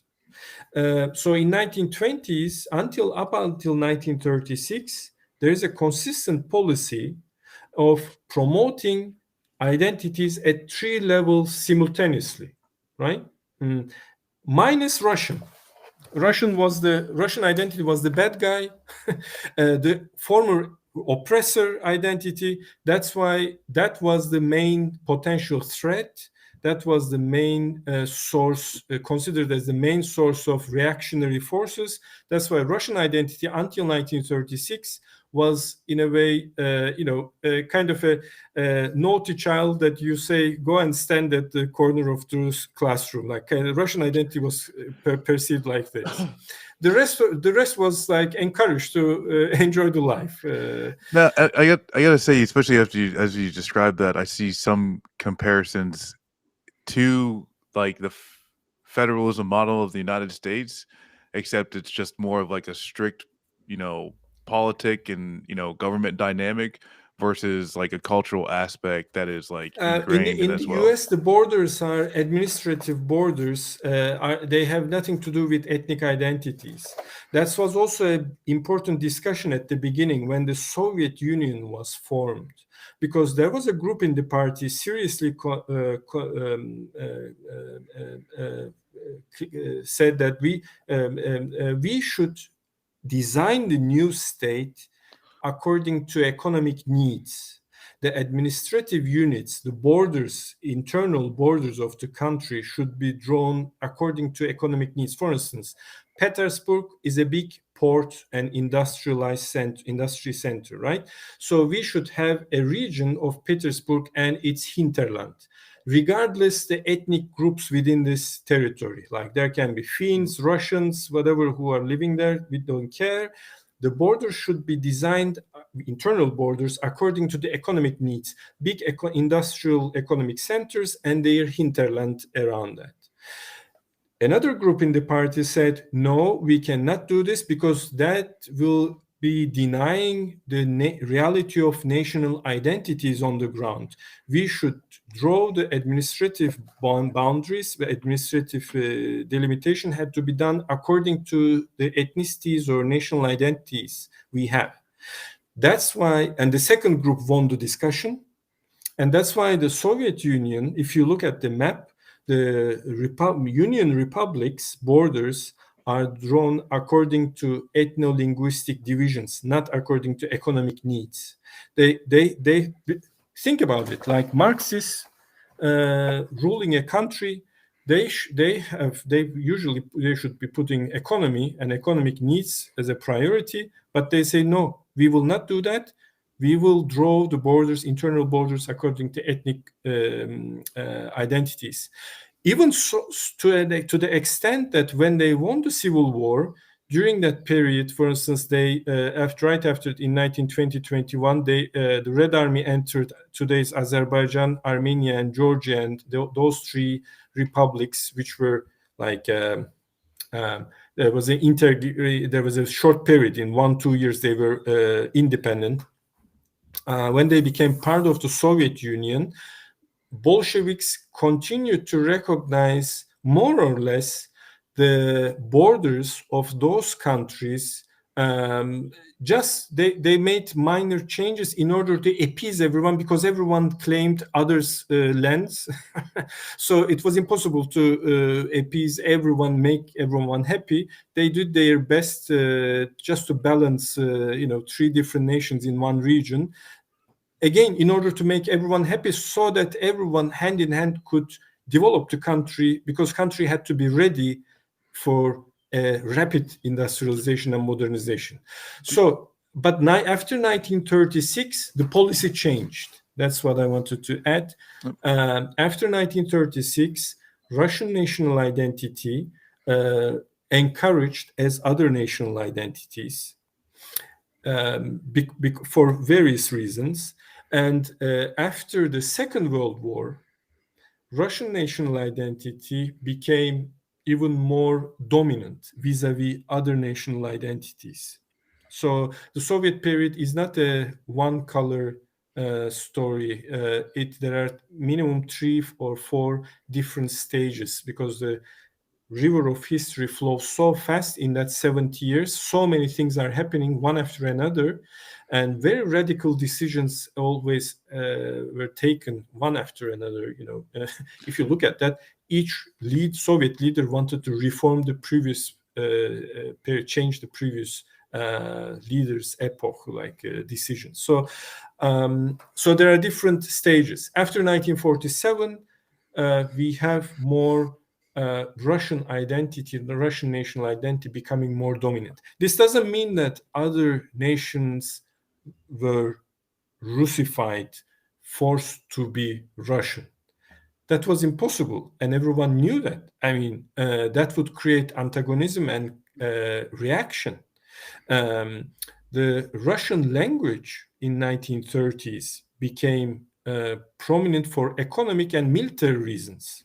There are archive materials around this discussion. I mean, Stalin and the other leading members of the Politburo and Central Committee, they discuss.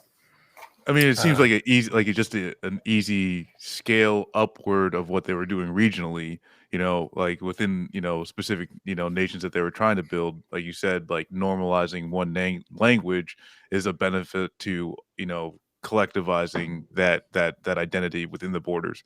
But I guess what you're saying too is also that like there wasn't a forceful spread of Russian, I guess the Russian cultural narrative. But however, there was we were saying that just I guess advised to broaden some cultural narrative, start speaking Russian just for the ease of the development of the overall project. Yes, for instance, correct. You are right. For instance, a timber factory in Siberia producing timber, right? And then there is a furniture factory in, let's say, in Odessa, right? So, and there is a railway transportation network connecting these two. So, timber factory manager and the timber producer is there should speak or the same language, or write in the same language in the documents, record things, accountancy, finance, or transportation of the timber raw material to the factory in another republic where they speak another language.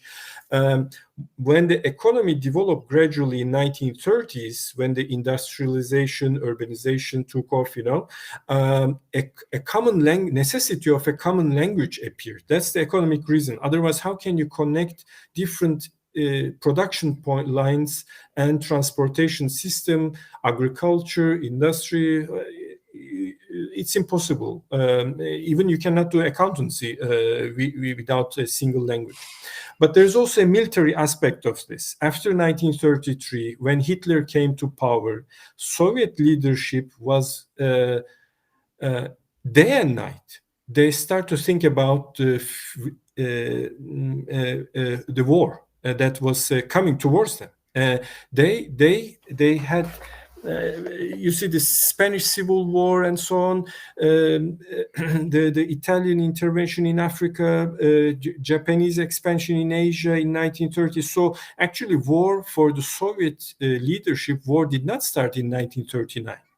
The war started much earlier for the Soviet leadership. That they perceived these signals, and the whole system was geared, restructured, prepared for the start. They start to prepare the whole country. Actually, decisions. When you look at this, certain decisions they made the investment in military industry and so on. You see, there's no doubt about that. There's no question about that. They know, they have a perception of war coming towards them like a truck, and they have to be ready. One of the discussions was around, again, Russian language. That I tried to explain the economic reason, but there's also a military reason. Even during the Second World War,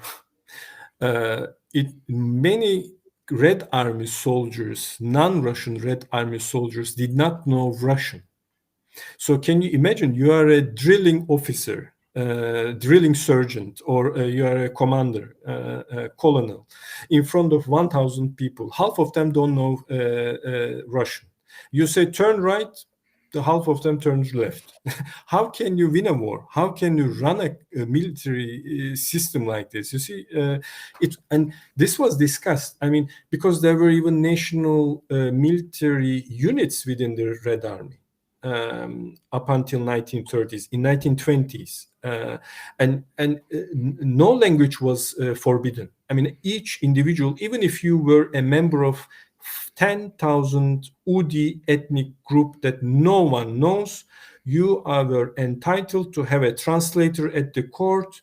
You have a right to have a textbook. In reality, you wouldn't have a textbook because there wouldn't be enough money or educated, people probably to write a textbook, a geometry book in Udi language. But on paper, at least, you had a solid guarantee until 1936. But after that, the two things happened. One of them is this prioritization of Russian language in order to parallel to this economic integration and preparation for the war. And the second is this ethnophilia came to an end, as historians of Soviet Union usually call it, ethnophilia. Only the national identities which has which have republics, like in Azerbaijan, only Azerbaijani language will be supported, not the small minorities there. In Georgia, for instance, Georgian language will be priority, not other small minorities there. You see, these two things happened in parallel. I got to take this super chat. We got to send a shout out for sure, to Landrew with this $100 super chat. As Dr. Lou said, This is Revolution is more than an entertainment podcast. It's a teaching tool. Thank you for the outstanding teaching. Shout out to Landrew for that one. That was now I got a question for the panel. If I think if we're all good, ready to play nicely with each other again, be friends, comrades. We're always friends. Pascal and I can have fruity conversations occasionally. Because pause on the fruity. No, I got a question though, because of dealing with these, like the nation building, and like I guess it was like building the project and the use of culture and developing a culture within regions. And I think too is like as someone, if someone was just existing as a peasant or some worker, and then people are coming and saying, listen, we're actually going to help and put you as the front, that is going to be more acceptable than, I guess, like you'd reference the United States nation building effort in Afghanistan, which horrible failure, as we can tell. So turning the question, I guess, is what lessons can we take, right, as leftists in the United States or as part of an international community? What lessons, I mean, I guess to the panel, do you think that we could could take dealing with maybe some of the different cultural narratives that exist within the United States, and possibly tie that to some type of movement that would be useful in a way that wouldn't be so, I guess, that wouldn't be so different than what they already exist in, the cultural narrative that they already existed. Lesson number one: the world is worse off without the Soviet Union. And I'm not joking, because if there was a serious socialist counter-hegemon in the world, if there was a serious socialist counter-hegemon in the world, like during the Cold War, that threatened the United States to basically end Jim Crow, that threatened the United States to democratize the world, its population, by importing immigrants from other countries and other colors as well. If there was a serious socialist counter-hegemon in the world that was ideological, unlike China, then we could actually have an internationalist socialist project like the Comintern that might be worth something. I mean, I don't disagree. I think the existence of the Soviet Union was an important counterbalance on U.S. Political power, and it's generally good for peoples in the developing world. And I've discussed this off-air with Harun before. It's generally good for people to have different options in the world rather than having to rely on the Washington consensus. We saw what happened in the 90s and 2000s when the United States' military power was unchallenged. We saw not only the imposition of the neoliberal political order through tools and mechanisms, diplomatic and fiscal tools and mechanisms, but the war on terror would not have been able to have taken place. There would have been, if there hadn't been for if there'd been a counter hegemon. I mean, like, look at Russia today. It's not like Russia today is some kind of paradise compared to how it was in the Soviet period. You have basically the pauperization of the country, the looting of its industrial capacity, and the transformation of Russia into an oligarchy, which relies primarily on natural resources like petroleum, and an arms industry that is left over from the Soviet period.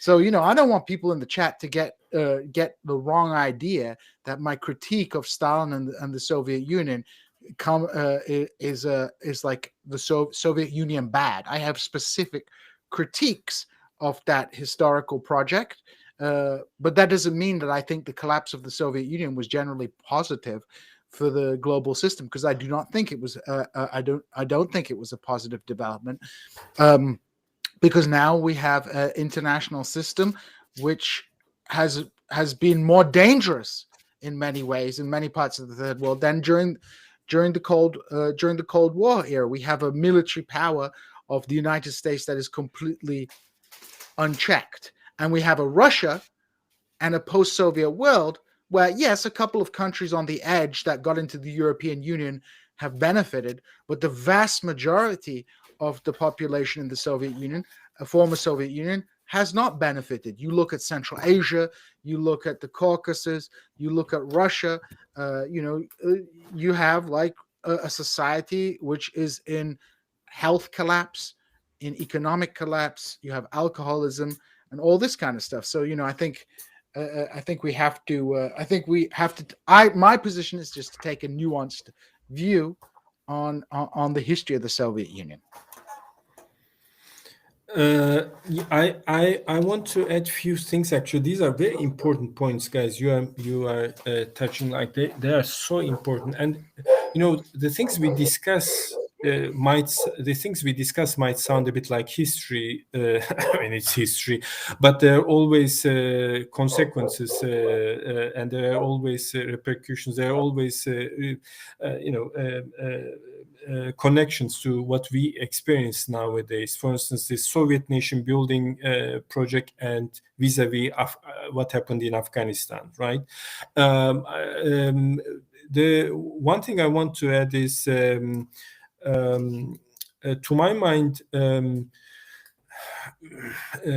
we look at this nationality issue in Soviet Union, after a point, Russian national identity, Russian nationalism gradually started to hijack the Soviet project, internationalist project. And on top of that, other national identities also start to drag the Union in different directions. So by 1970s, first the Russian, of course, national identity, after the victory, after the military victory, because many Russians thought that this has happened thanks to them, not because of Ukrainians, Georgians, Kazakh, Kyrgyz, and so on. Numerically, they suffered the most, they sacrificed the most, and they thought this is a long journey started since the Peter the Great modernization of Russia. We always followed the West. Now our army marching in Berlin. We are the victorious, and thanks to Russians, this happened. Many Russians thought like this. And actually, in Stalin's period, the last purge, physically purging people, killing, shooting people, happened in order to remove some Russian, some politicians in Leningrad accused for being Russian nationalists. It's a long story. If you want, I can give a bit more detail. But that was the last time in 1946-47 when, during the Stalinist period, secret police shot people for political reasons. I'm not talking about sending exile continued, but shooting people, killing people for political reasons happened because they were accused for harboring Russian nationalism. This is very ironic because now today, Russian fascist groups, Russian nationalists, bikers, motorcyclists, there's a fascist group like this, like a kind of a skinhead / biker / with a fascist ideology wandering in Russia. They go and pay respect at Stalin's grave in Kremlin, seeing it as a Russian victorious general and founding father of modern Russia, which is, of course, if Stalin probably came back, he would definitely shoot them as well. But that's you're basically, because they accused Stalin of being a Russian nationalist. Well, you're saying Stalin was actually anti-Russian nationalist project. You're saying that he was antagonistic to the concept of Russian nationalism. He saw national identities as an instrument. He was not a Georgian or Russian nationalist. He saw them as an existing fact, and in order to mobilize people, tools that can be used temporarily, but not as a means to achieve a goal, not the goal itself. He was, because a nationalist would perceive national identity or nationalism as an ideology, as a means and a goal to achieve. But for Stalin, it was just a reality of life that he had to in a way accommodate and use it for his own goals. Dr. Harun, let me ask you, this is a very important question I want to ask you. Do you believe that Stalin actually truly believed in the socialist revolution internationally, or he was just more interested in acquiring power on his own terms? Yeah, that's I think in the short term, he didn't believe. In the long term, he believed. That's the dichotomy. He said one Soviet tractor is much better than 10 foreign socialists. There was a reason for that. The explanation of that sentence is, we need to build first industry here so that we can think about a global perspective later. Otherwise, without an economic base, we cannot do anything. So that's why my question would be, he didn't believe in a world revolution in the short term, because he didn't see any material means for that. But his idea of a world revolution in a distance, still he kept that, but in a long term idea, not overnight. Connecting this to China, actually, sometimes I think like, is China experiencing a 1947 moment? As someone who studied Soviet Union, because I'm pretty sure there are millions of people in China, and they're right to believe so. They probably say, we elevated 800 million people from poverty, and World Bank reports recognize this, and this population equals to sub-Saharan Africa. You know, if you deduct the Mediterranean coast population of Africa, the whole continent is 850 million. So we have managed to lift the same amount of people in China within 25 years from desperate poverty to a level where they can have access to clean water, sewage system, free education, free healthcare service, while in the last half a century, in a whole continent, there wasn't any such achievement, right? So they can say, who did it? Now, there are two answers to that question. One answer is Communist Party did it. The ideology did it. And the other answer is Chinese people did it, which can be easily translated into Chinese nation did it. You see what I mean? Not the Chinese toiling masses, but the Chinese nation did it, which can slide very easily from a left-wing discourse to a right-wing discourse. This is what happened in Soviet Union.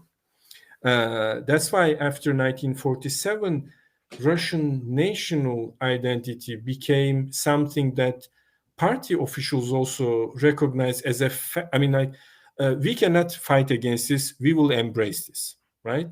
Okay, we will not turn Azerbaijanis or Georgians into Russians, but we will give Russians a first among equal place. Isn't this the contradiction? You know, the contradiction between the notion of socialism in one country. On one hand, socialism in one country is a entirely logical political stance, given the failure of revolutions to break out in other parts of the world and the international isolation of the Bolshevik Revolution. But at the same time, as you're saying, it creates that pressure that increasingly forces the communist leadership to focus on internal development, not only ignoring external revolution, but at times actually hampering external revolution because of the necessities of having, protecting the revolution at home. So you need to make a deal to get the oil from the Shah. Well, it would be nice to have a socialist revolution in Iran, but if the Shah will make the deal with us, we need that oil. So we end up with this kind of contradiction. And I think, especially, I completely agree with you. Sorry for interrupting. Until 1960s, I think this is the mentality of the Soviet leadership. The elites that made the revolution, and Stalin and his group later on successful within the internal party power struggle, they have always had this siege mentality. They always thought that we are under siege. We constantly have to protect, and we have to be defensive. We have to consolidate our defense barriers. But after 1950s, 60s, when Soviet Union reached a certain level of economic development, especially later Khrushchev years and Brezhnev period, then you see, for instance, Soviet agencies being more active in Africa, in Latin America, because they had more kind of self-confidence. We are not like revolutionaries founded themselves accidentally in an agricultural society, now turning it into a European philosopher's idea, based on European philosopher idea, something magical. And everyone is attacking, as you said, American troops in the north, Japanese and British and French in the south, and so on. So that because the Civil War period shaped the minds of these people. The Civil War period. It was a very bloody civil war. Millions of people perished. Believe me, it was a very. If you have you ever seen the pictures of Syria? Recent pictures, like the destroyed cities and towns and so on. Exactly the same thing happened in Russia within 3 years. The revolution, it was bloodless in October Revolution, but the subsequent civil war for 3 years was so destructive that Soviet economy reached 1913 levels only in 1927. So they needed 7 years to rebuild the country and reach to the production levels of the pre-war level, the pre-First World War level. So these people experienced the civil war, and they had this civil war mentality. They had this defensive, protective mentality, right? So we need tractors. Okay, perhaps there can be a revolution in France, but our priority is to have first Soviet tractors. Only after 1960s, with a self-confident Soviet generation, which was brought up during the 1930s and 40s, which experienced the victory, which experienced the Red Army marching in Berlin and so on, which experienced the atomic bomb, possession of the atomic bomb and so on. So they felt like, okay, now we can send a delegation to Ghana and help them with their water dam construction. Okay, we can now send doctors to, I don't know, Central African Republic and help them with irrigation systems or clean water, pipes and so on. There are the two different epochs, two different people, two different generations. If you look in terms of Soviet history. Excellent. So unfortunately, discussions around Soviet Union happens when we pick up a certain aspect or a certain decade within this long 70 years. Actually, there are many nuances. There are changing policies, contradictory policies one after another, very sharp U-turns sometimes based on the of the conditions of the time,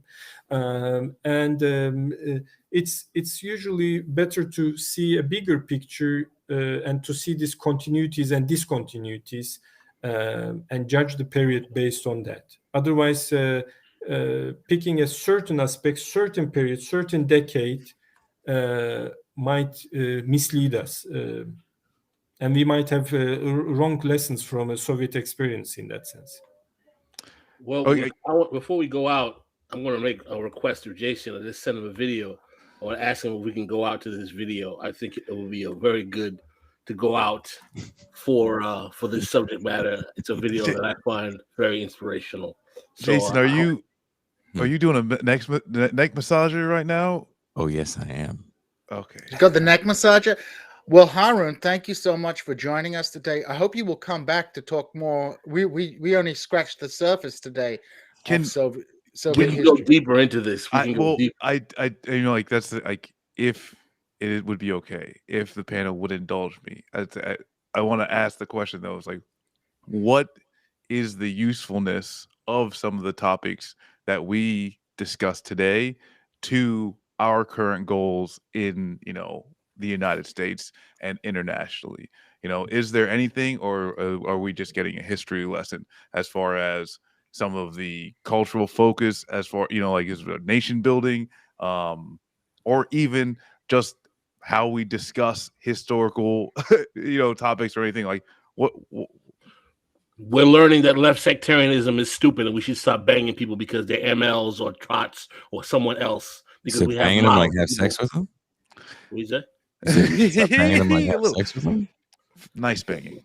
Well, we can disagree with that with each other without trying to go full Mao, because even if we disagree over historical facts, we can still agree on a lot more than we disagree on. And frankly, as Pascal always says, the left is so weak. The being super sectarian about things is kind of pointless. So I'm not a big Stalin fan, but I'm happy to work alongside MLs if we have a common goal, because they're closer to me than a reactionary fascist.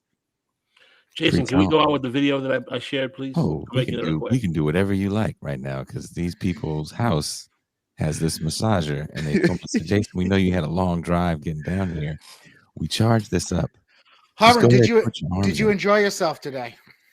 I enjoyed it very much. Thank you very much for having me. I enjoyed the questions as well. They were challenging. I'm so happy together with so learned intellectual people like you, as a group, being a guest of an intellectual elite like this was a privilege. Thank you very much. I think that's a joke, right? He's talking is Harun. We have to bring you back on. We have to bring you. Thank you for coming. Thank you, Dr. Yilmaz. We have to bring you back on. Jason, hit the video, Jason, please. Hold on, brother. Hold on. That means I got to move my arm. Don't we have to advertise next week's shows? The important shows we'll be having next week. Why don't you guys advertise next week's shows? Well, next week, who do we have, Pascal? Thursday we will be broadcasting a recorded show at Richard Wolf that we'll be doing on Tuesday, but it will be recorded. It will not be a live stream. We should be. Should we maybe should we do it like we do the patron half and send out a link to patrons who want to participate in the Richard Wolf show? It's at 3:00 in the afternoon. I mean, some motherfuckers is home. Some people live in different time zones. I told them it was going to be pre-recorded, and I wouldn't want to just be like, "Okay, we're going to do a live stream." I've already told them it would be pre-recorded. Okay, well, Pascal ruined y'all fun. Just remember that. But you could send out the link. You could send out the link to the pre-record early for the patrons. We could do that. I mean, that's cool, but it'd be better if they were like, Dr. Wolf. They can ask a question. I'm just going to. Well, you could collect up some questions. Next time. Who's our Tuesday guest, Gene? We've got Zach Exley coming. Zach Exley also a student of Richard Wolf. Also a student of Richard Wolf. Yeah. As is another homie of the show, Dr. Asatar Bear. Yeah. So, well, Jason, why do you sound like you're doing like the what do they call it? Quiet Storm. DJ the Quiet. Because right now. He sounds like the guy from the Snoop Dogg advert. This is DJ Easy Dick slapping DJ Easy Dick. No, I'll say, Harun, out of respect for your time, if you want to leave as we do this nonsense, feel free. There's no reason that you have to subject yourself through this. I'd like Harun to hear the video. That's why I'm asking you to play. I'm trying to comp my speakers. I blew my speakers, so I'm very upset. Those are the only set of speakers I have, my monitors. So I'm trying to calm myself down. And then Pascal got so mad that he had the longest string of drool come down his mouth that yes, when we're gonna do a clip, we're gonna play that shit in slow motion. We're gonna animate the drool. No.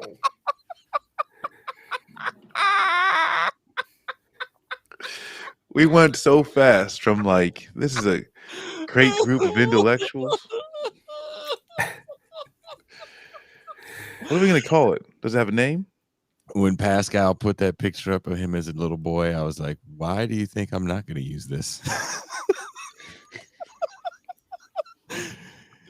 The comment said that you have that same look on your face now. I had hair then. You still have hair now, just very Yes, small. on his back and balls. Honestly, when I think of young Pascal going through law school, it's exactly as I see him now, except with the kid and play haircut. I don't know if it's true, false, but that's just what I believe. Well, talking about hair, Genie has 2 times more hair since I saw him. Shots fired! It's last time. Basically, he said Gene got. I used to have, I used to have short hair. Yeah, I used to have very short hair, but now I let my locks grow and my sakal. Your Taliban sakal is also, your Taliban beard is also good. I'm ready. I should Marx. You're getting closer to Karl Marx. Photographs. Those prominent ones. Is that what you're going for, Jean? Huh? I didn't think it. Marx, Taliban. I was more going for Laszlo from What We Do in the Dark. But okay, I'll do it. Have you seen What We Do in the Dark? What We Do in the Shadows? Yeah. Sorry? What We Do in the Shadows. Yeah. What We Do in the Shadows. What We Do in the Shadows. I'm going for the Laszlo look. Bat! Everybody bat! Oh, the pornography was fantastic. That's my Laszlo impression. I try to do. Not bad. Not bad. Bat! okay. Hold on, Pascal. I got the thing. Hold on. Let me share the screen. This is so comfortable. Oh, Nando the Relentless. Nando the Relentless is Persian. I can't believe I have lived my life and didn't know this device existed. The white dude in that, the energy vampire. Oh, he's freaking amazing. Colin Robinson. Yeah. Pascal, do you have tension in your shoulders? No, not right now. I'm gonna get you one of these for Christmas. Okay, I'll accept that gift. I mean, this is pretty amazing. It's literally yeah. You need one of those to keep you in. Oh, there we go. What's this? Paul Robeson singing the Soviet anthem in English. Okay. This is how fired up Pascal was for the show. He listened to this on repeat this morning as he was brushing his teeth in front of the mirror. Just going, yeah. I'm ready. Get to motherfucker. Say something about stuff. Well, Harun, we'll definitely have you back. Perhaps to talk about what American historians get wrong about the Soviet Union. How about that? That's a brilliant topic, I think. And it's probably going to be a long one too. How they wrote and rewrote the Soviet history in the U.S. and then rewriting it. I want to ask you something quickly. I have a quick question to ask. What do you think of the books Team Stalin? Have you read that one? Teen Stalin? Because I like Teen Stalin. Yeah. Is it called Team Stalin? I forget. Smells like Teen Stalin. Team Stalin. Yeah. On Team Stalin. That's what it was called. On Team Stalin. I don't know that one. Oh, okay. It's by Sheila Fitzpatrick's. Sheila Fitzpatrick's book. If she wrote it, I would love to read it. Oh, yeah, it was a good book. I enjoyed it. It must be a new one. Then I don't know. Is it a new publication?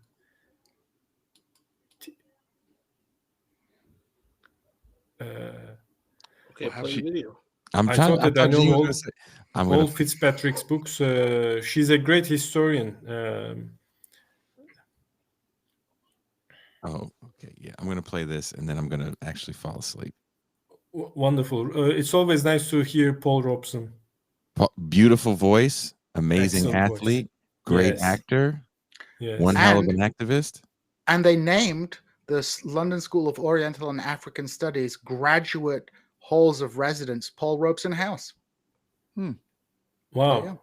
Do we know how Paul felt about Stalin?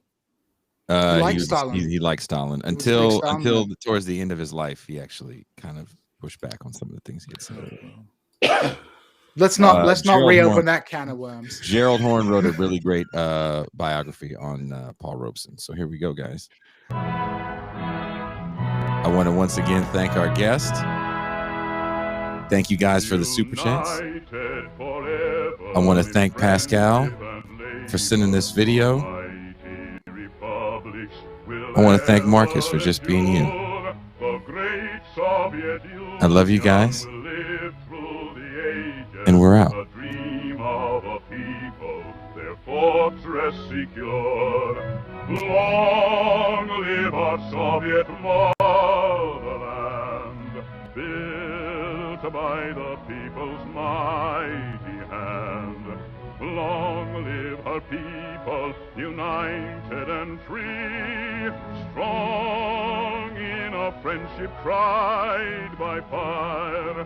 Long may our crimson flag inspire, shining in glory for all men to see. Through days dark and stormy, while great Lenin led us, our eyes saw the bright sun of freedom above, and Stalin, our leader, with faith in the people, inspired us to build the land that we love.